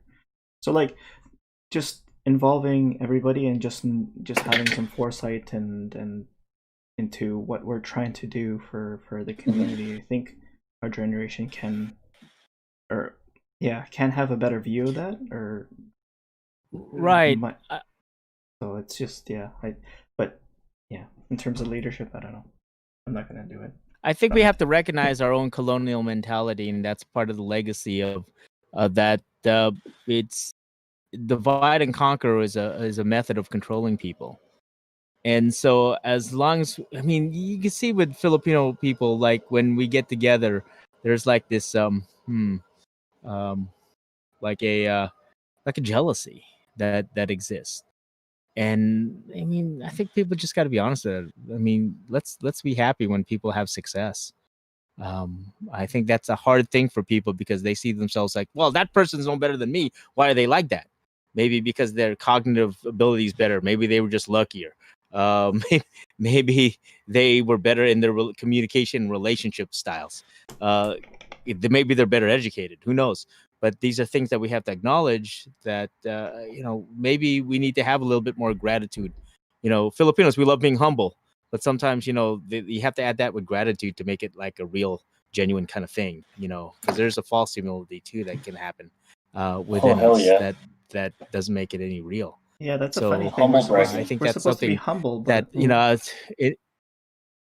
as we look into future topics, we could definitely address with the whole concept of inayan, which we will be bringing up in a few weeks. Yes, inayan, our guide amongst the Igorot community. Ryan just said there's a lot of competition within our community, and that's definitely true. It's true. But I also agree with what Gerald was saying, where we're supposed to be going to the same goal. So why is there like so much, like, not discourse, but like issues? Like, and I personally think that most of these issues come from like misunderstanding, because as much as the young people from our group have been like working together and everything, I've seen some examples of some of the seeds of like misunderstandings that turn into issues, and it's just like, why are you guys arguing about these little things where it really, the root of it is just complete misunderstandings? Like, I'll try to give an example where it's kind of like vague, but someone would propose something and it's a great idea. Some other person will try to propose something. Sometimes it's a stupid idea. So within the organization, like, how do we try to accommodate one thing? Stupid idea? Yeah, no, there are stupid ideas sometimes, right? But you're saying it's actually a stupid idea. Okay. No. Sometimes someone will think that the good idea will be a stupid idea, right? So in an organization, how do you try to like accommodate for these different perspectives? And an example was like someone brought up an idea where it's like, okay, let's do something in order to be active or whatever, and then someone else would be like, oh, like they'll almost take it as a slight, where it's like, oh, you want to study this instead, but what about this? And then it becomes like this butting heads where ultimately we want to learn something at the end of the day, but it's like, oh no, let's learn this more. No, let's learn this more. It's like, oh my god. But it's ridiculous. Like a lot of the things too, when it comes to misunderstanding, it's like, oh my god, money. Like these kids are arguing about money. Like, I'm not saying these kids were. Money's the worst. Yeah, it's the worst. But like that's the biggest gripe that we can point to a lot of the old people. It's like most of the falling out would be about the allocation of money or whatever. And there was an example where it's like, oh hey, let's discuss this, and then literally when someone brought up money, everyone became like very defensive, and it's just like, y'all are trying to like do the same thing, but because someone's trying to like say something and someone thinks that they're talking over them, it's just literally like misunderstood. Like, why, man? Why? Because like, yeah, I totally agree that especially with young people, there's a lot of competition. Like, someone will be an artist, and there's another person who wants to learn art, drawing, and whatnot, and then this other person will be like, "Oh, who do you think you are, trying to draw better than me?" But it's like, y'all, what are you like? Why? Why are you guys arguing about? That actually happened? No. That happened. That hasn't happened. But that's an example of how. An example. Yeah. So that's how trivial these can be. Yeah, I think Ryan brings up a good point, that I think sometimes this is because of our upbringing and the fact that we have to be the best, and when they're pushing us to be doctors, lawyers, blah blah blah, right? I could see that. Yeah, I could see that being tying into that. So maybe, but I don't know. Again, I think with our generation, we're not super young, but we're also not too old. So we can balance our thoughts. We're a mixture of Gen X and millennials here. Yeah, so we can balance our thoughts a little bit and be a little bit more. I'm curious then with that question. Did your parents push you guys to be a certain thing? I know my mom wanted me to be a nurse. I chose not that. I was well, yeah, they definitely. My mom wanted me to be a nurse, but I mean, I wanted to be a doctor and all that, so that was my choice. Ended up being a nurse anyway. But when I was younger, I think there was like a familial push because I was the older one. There was always this expectation of being like the leader or whatever, and I. Like looking back at it, I kind of felt that I think my parents, because my dad's an engineer, that like even my aunts were like, "How come you're not an engineer? How come you're not going?" There was that push to be engineering, but for me personally, I realized like my parents weren't really pushing that like anything on me. You know what I mean? Like it was more so like for me, just for me. There's always that like the Asian mentality of like you gotta push for, which is a good thing, I personally think. But I've learned and I've realized that my parents weren't really putting any pressure on me as I was getting older. I don't know if anybody else got this, but I definitely got compared a lot to other people and their achievements. Oh, all the time. Especially if they were slightly older or the same age, I'd be like, hey, they've done this. Not necessarily, not always saying like, "Hey, why aren't you doing this?" But I don't know. Mine's the opposite, because Gerald. Sometimes I feel that sometimes with hold up, listen. Like Gerald was always the best example. Like my parents would be like, "Oh, how come you're not like doing like Gerald?" Oh, right. I'd be horrible. I was always compared to other people, and I was just like, I don't know. I don't know. Did you realize that was happening to him too? No. When I was younger, no, obviously not, because I was like, why are you always comparing me to Gerald? But yeah. Sorry, Jay, what you were saying? Sorry. Okay, go ahead. Oh, Jay. Sometimes it's my synchronicity with I'm hearing different things at the same time now. But it caught up. So sometimes I feel, and I've heard this before, that especially amongst Filipino people, they generally just want us to do good things, do what's good in the world.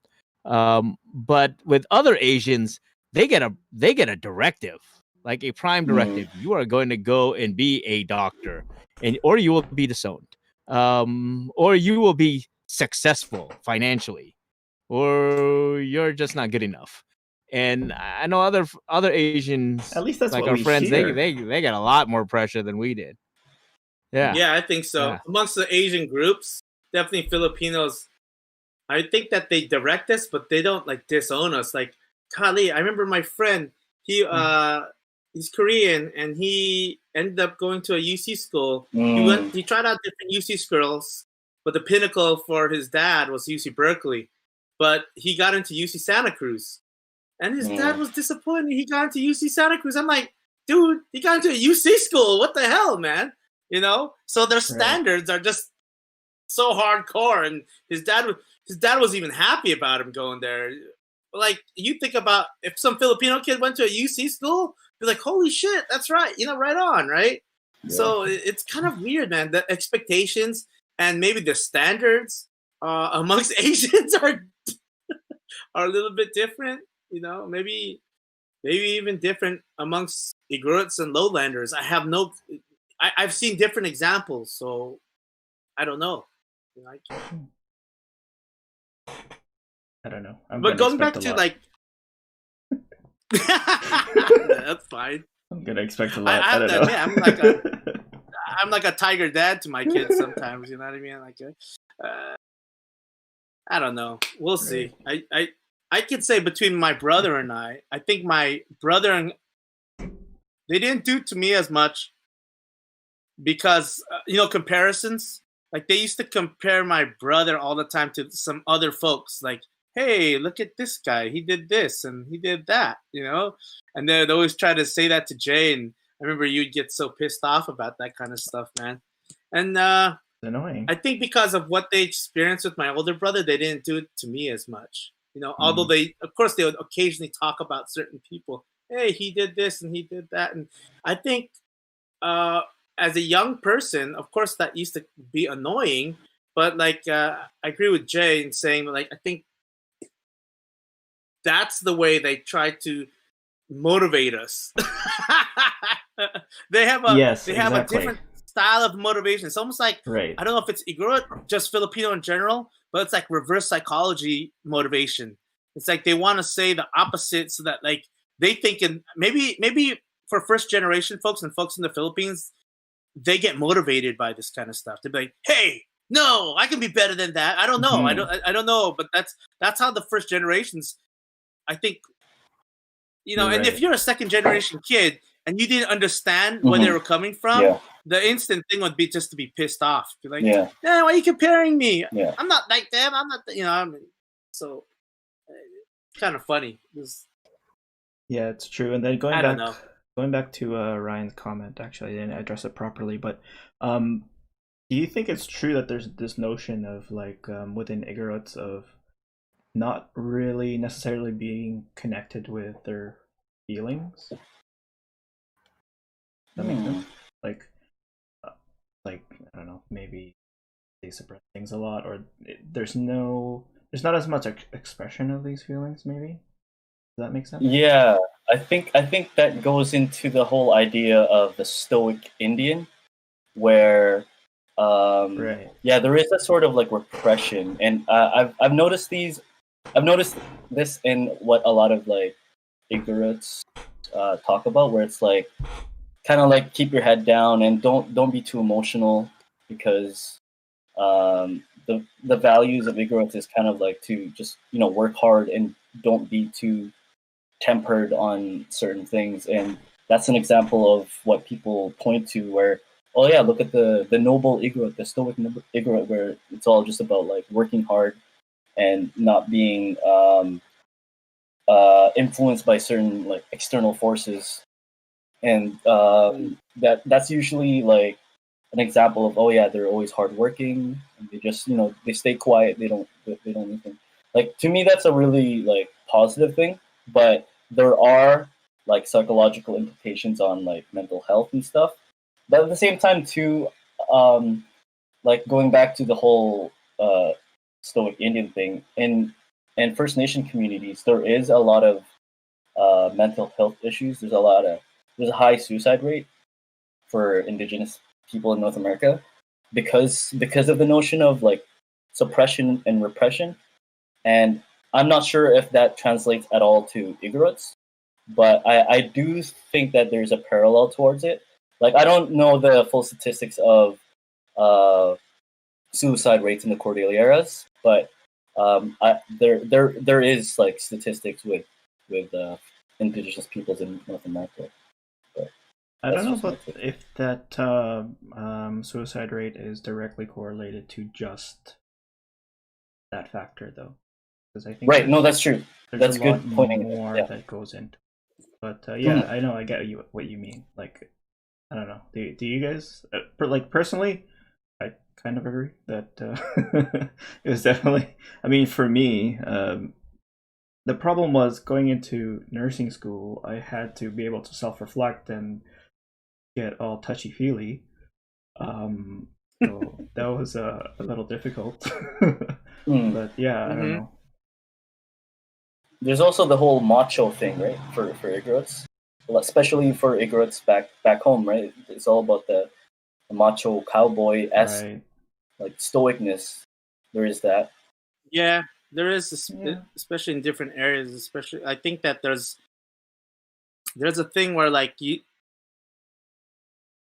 especially men, they're not supposed to, like in general, don't show.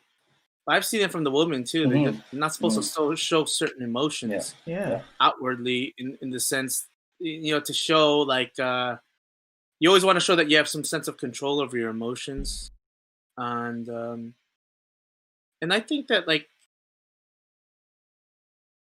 Does that stem from like showing weakness to like other tribes? You know what I mean? I wonder. Maybe it just stems as it goes into to the culture of what it means to be a man or what it means to be a woman or whatever. There's definitely that. I think that's kind of like it's part of the culture that has kind of like, even though we don't have the dapai or the ato anymore, it's some of that has kind of carried over. And I think a lot of it, I guess going back to that thing when you guys were talking about like the, like the older generations, like arguing and stuff like this. And I think a lot of it has to stem with like, to me, it's a symptom of colonial mentality.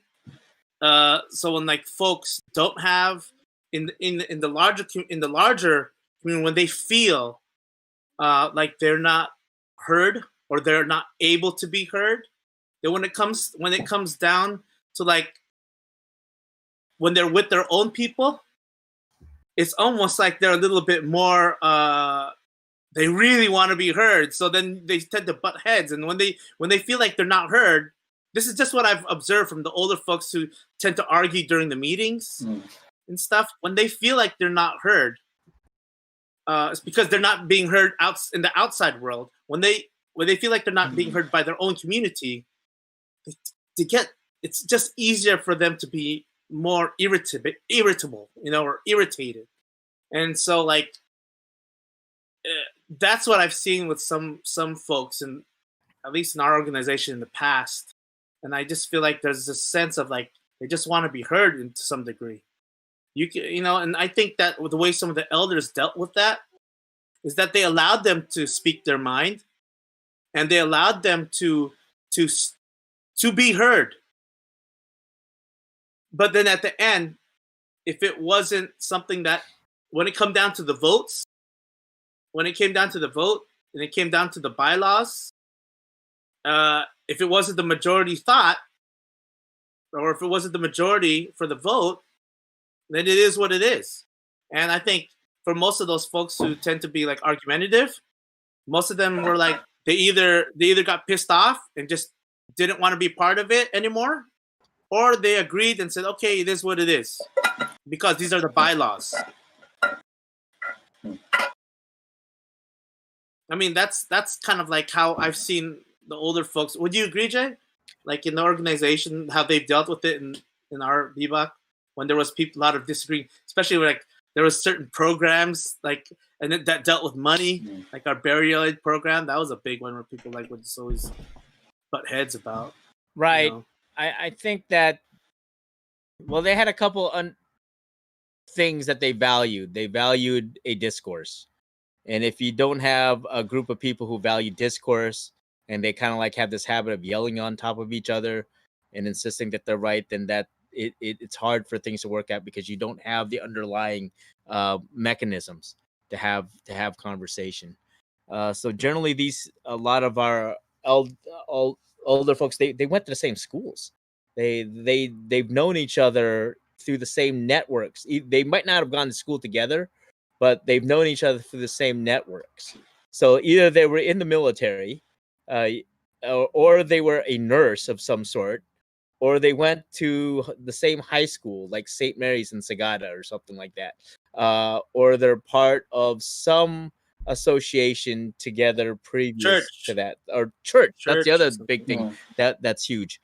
And so all of these things, that means they have underlying connections, and so because of that, they also have a capacity to have discourse with each other. There's a mutual respect for one another that happens because everyone kind of like has these relationships.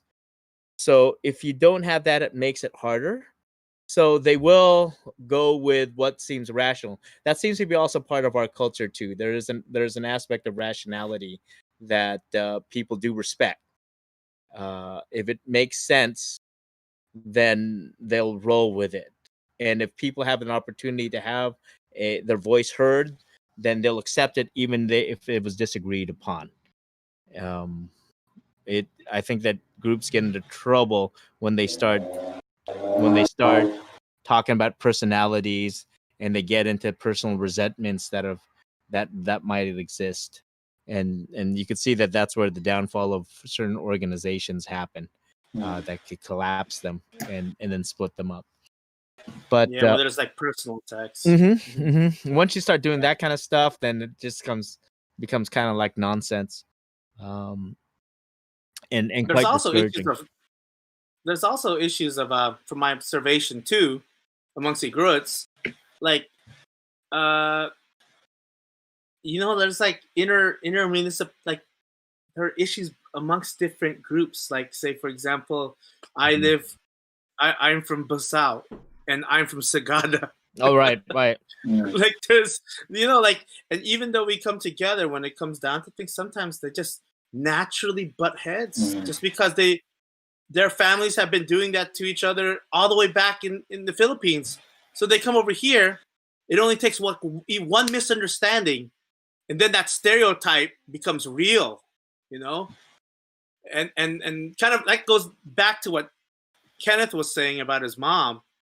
I think a lot of it, she was saying, I think a lot of those maybe her racism, it extends to her experience of what she's seen.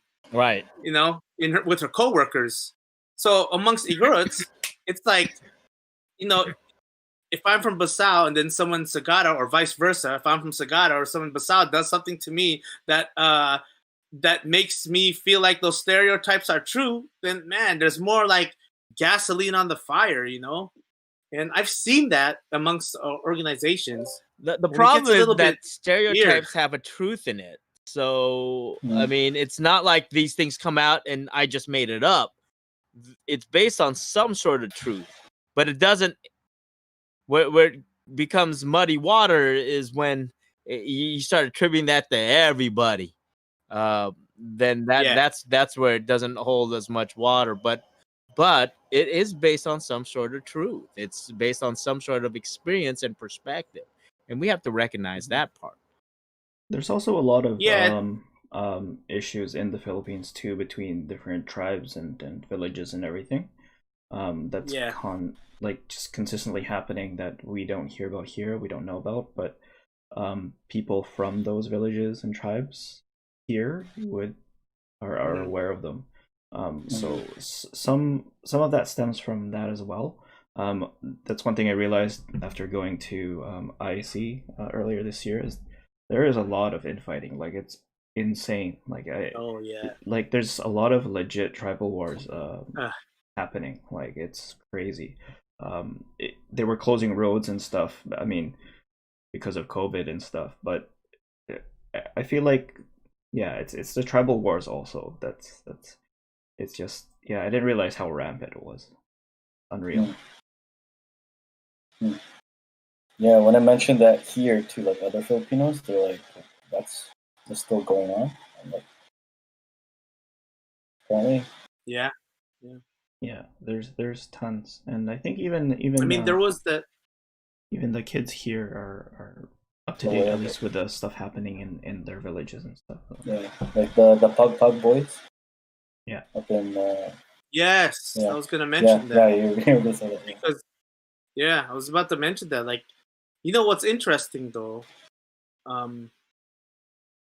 it was the priest from the area that all gathered together to try and speak to the groups in Abra about that, and they found it very challenging because people in the community were trying to, even though they knew what was going on, they were trying to kind of not talk about it and not rat them out in some way. But I think that they figured, I mean, they managed to talk to them. At least there wasn't, because the one thing they were worried about was like a little bit of like tribal war, right? But they managed to kind of settle that in a certain way. Oh, it's already. I'm pretty sure because like they were trying to get money for the.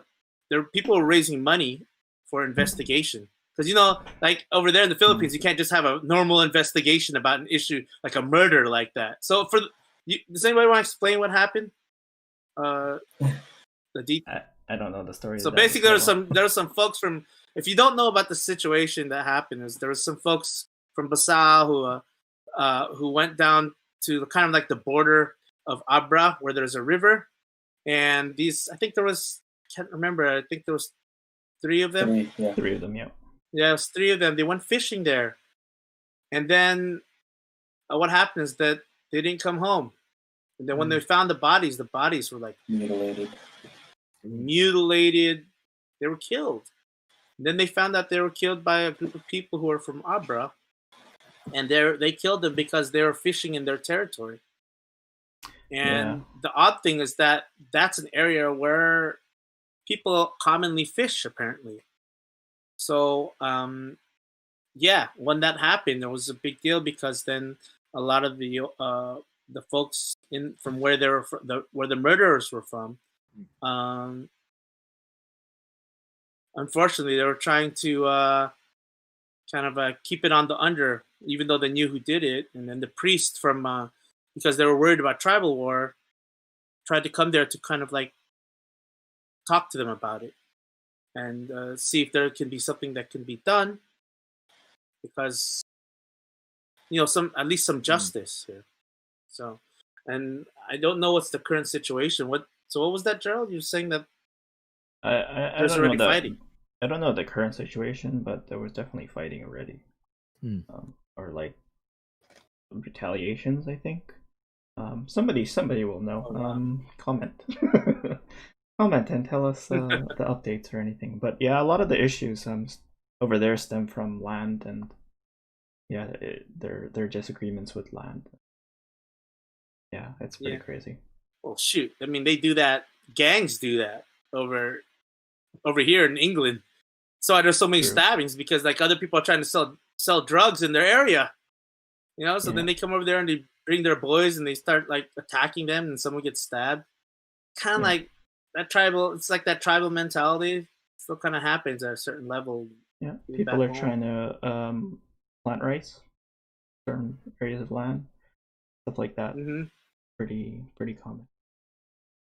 Yeah, a lot of the old days. I don't even know about the old days, but it's probably still now. But about the water sources, if you mess with someone's water source, oh man, that's like a big deal. Yeah, I could see that. Anyhow, there was just one question that I didn't address here from, was it Ben or Ryan? I don't remember. Oh, from Ryan. I'm loving these questions from these guys, by the way. Thanks for asking questions, guys. Why do you think that our parents, like going back to parental stuff, encourage us to be doctors and lawyers and not mayors and senators? Mayors and senators. I'll tell you why. Because in the Philippines, politics is dangerous. So then they have that same mentality. So when it comes to like, because politicians are usually considered corrupt. And then when you deal with corruption, that's like life and death kind of stuff. And so like, I even though in Western countries like Canada, UK, and America, I mean, like even though things are different here in the diaspora, I think there's still that like kind of feeling that parents have, and that's why that's not the first choice they want you to get involved in. But will they say be a lawyer? Yeah, they'll say, hey, you could be a lawyer, because most politicians are lawyers. They'll definitely say, hey, yeah, you can. Well, that's why my wife became a lawyer. So but that was because she really wanted to. She wanted to.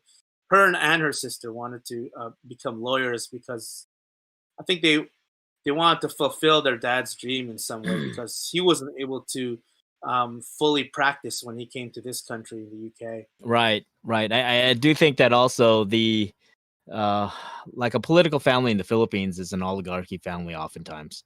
So if you're not part of that oligarchy, that's not your ambition.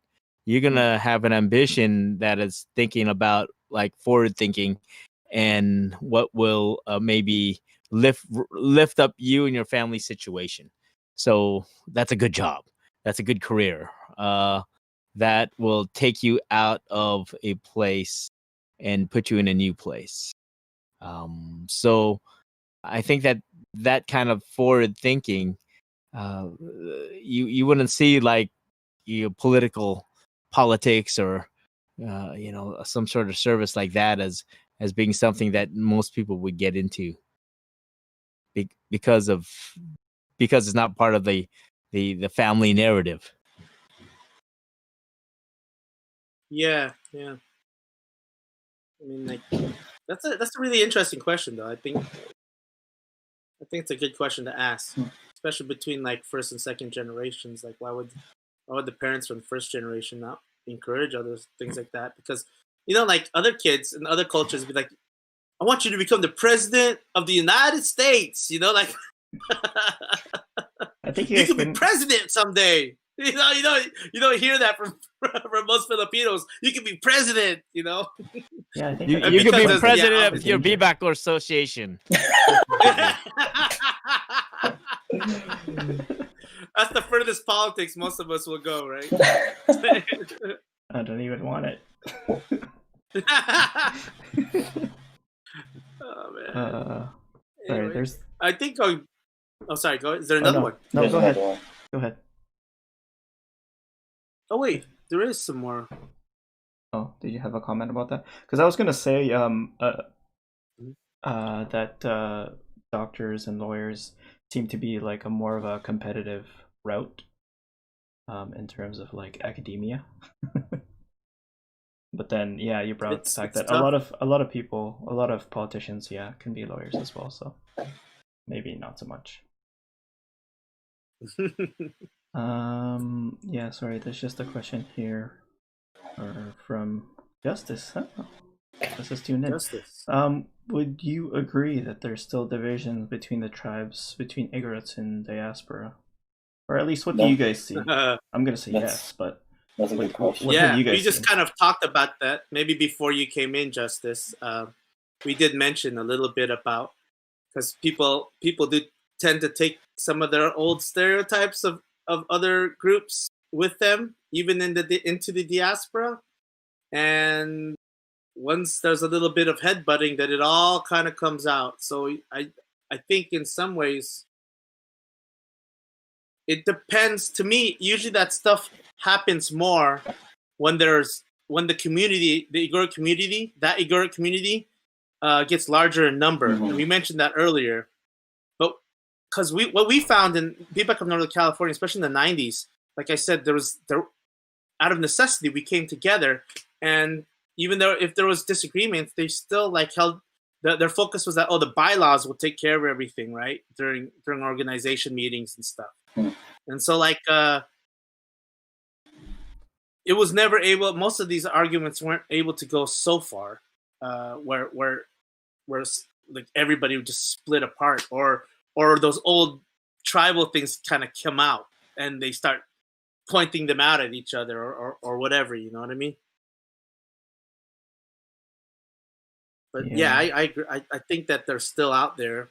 People take them with them, especially when the community gets bigger, then they have more people to kind of like talk about their issues. Exactly. Amongst their own people. I think that's the thing, like he was pointing out when we were in Philippines, because he was there as well, that especially visiting Kalinga, he's saying his grandma made it clear that there is a lot of division between the Kalingas there, Kalinga people there. So I feel like it would be here as well if there was enough of them. But I mean there's quite a bit, but I think they stick together more than just because they want to or have to or whatever. That's interesting. Yeah, sorry. Oh, go ahead. It's interesting how he's saying that his grandma made it clear that she sees the Igorots and Kalingas as separate groups. because how I grew up in the diaspora, because of Bibak, and definitely it was because of Bibak. Like Kalinga, Benguet, they're all Igorots, and I remember even after IIC in Hawaii, I was reading more into stuff about Igorots and like how some people from Abra, like, or the Tinjins and the Isnig, they almost kind of like see themselves as separate from the other Igorots, that sort of thing. I think that's the kind of not mentality, but the kind of sentiment that Justice is trying to express with what his grandma was saying. I think it's kind of like because like for me, an Iboloi, like there are clear distinctions between Ibolois and the other Igorot tribes. Like definitely, there's if you put the Igorots in a spectrum, there's like the Ibolois, and then people further up north are completely were like very very different in a lot of ways. But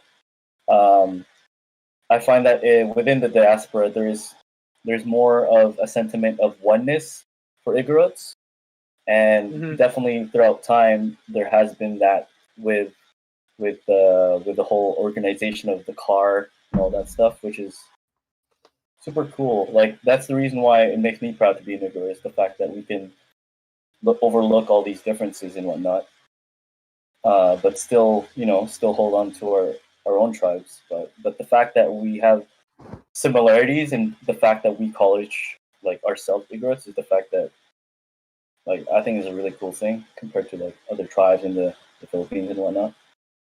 Yeah, it's also interesting saying that Kalingas see themselves separate from Igorots, because during IIC they were making a case to like make Tabuk the capital for the Cordilleras.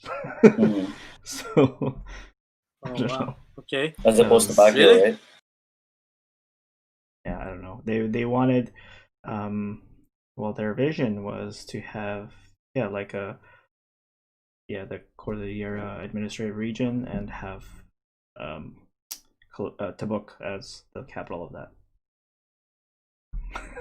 Right. That can happen. I don't know. That's gonna be interesting if that actually happens. But there's a lot of layers that go on to this. I mean, if you go, so Jay, we're just talking about. I don't know if you've been able to hear what we've been talking about. No, I had to reset so that my video can kind of match up again, or my sound can. He was talking about in IIC that they want to make they were proposing.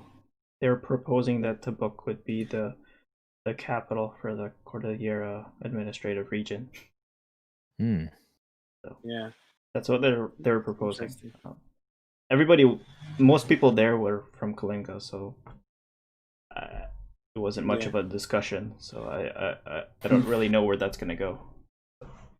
Just found it interesting, especially the fact that some Kalingas, according to Justice, don't see themselves as Igorots. So pretty interesting. Yeah, I think it's definitely much more necessary when you live outside of like the distinction as your separate tribe becomes less so when you're outside of the homeland, and it really has to do with just plain necessity.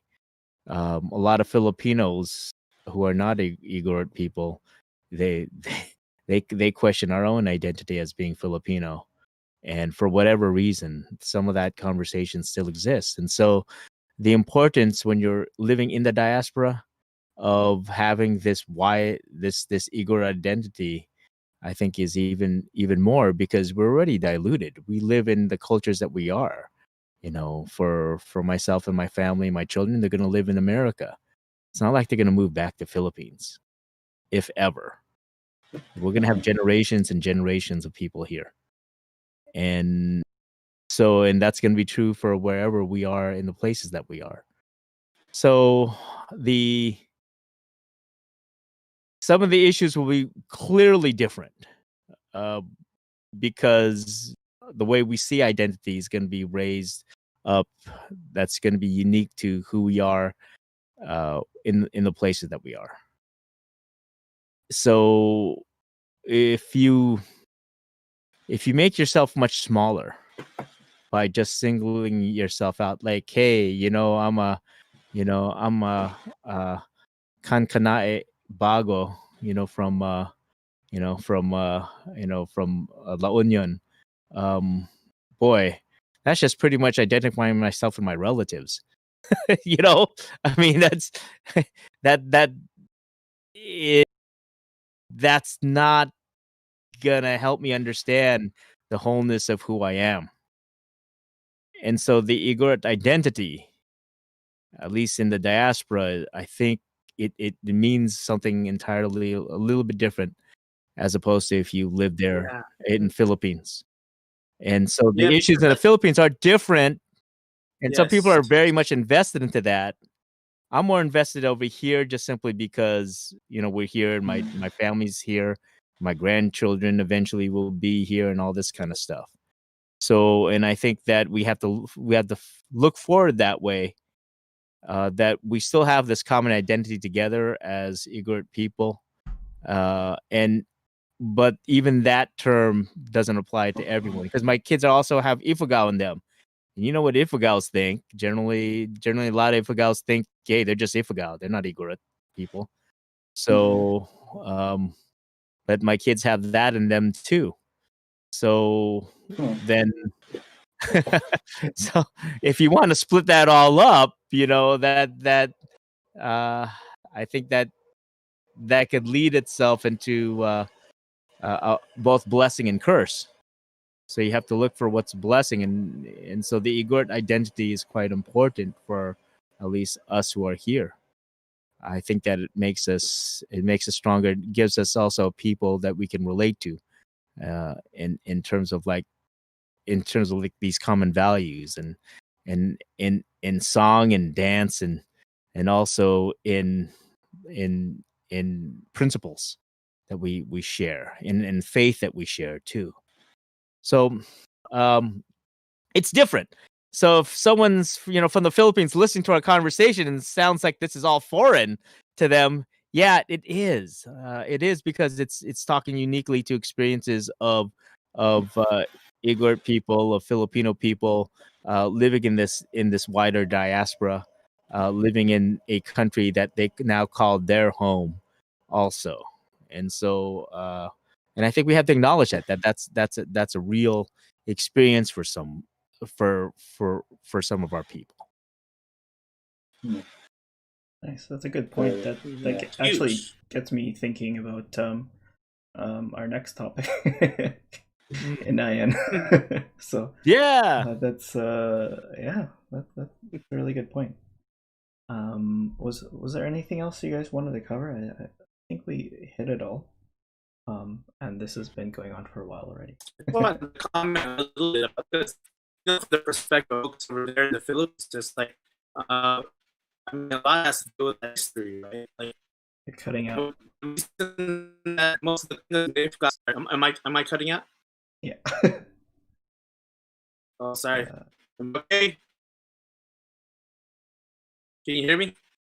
Yeah. Yes. No. Can hear you. Let me just turn the camera off real quick. Yeah. And back. How's this? So same shit.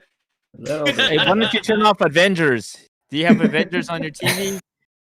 No, nothing is on right now. Nothing is on. I don't know why it's the other computer. Is the other computer on?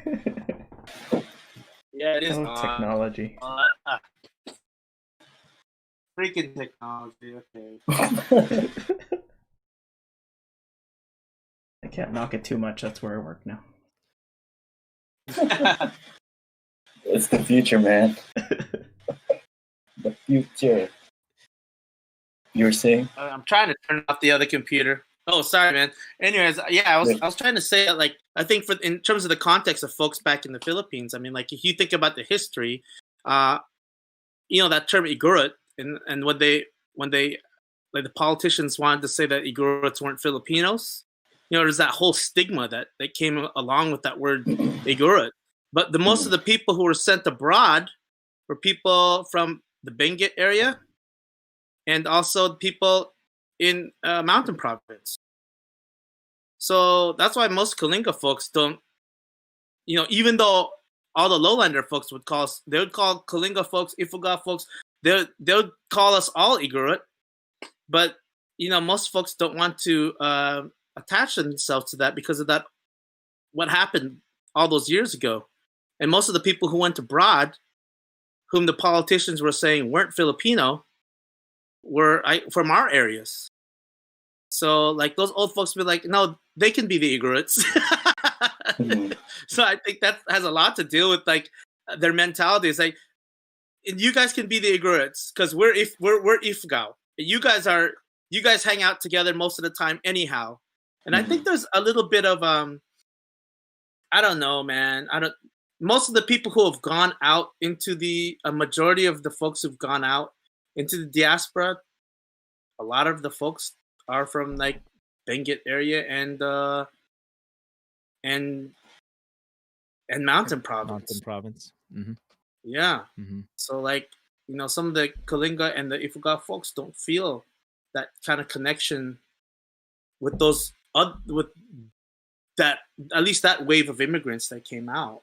And so there's just definitely a different context for folks, And that's my observation, at least. Anyway, I just wanted to throw that out there. Yeah, that's true. That's a good point.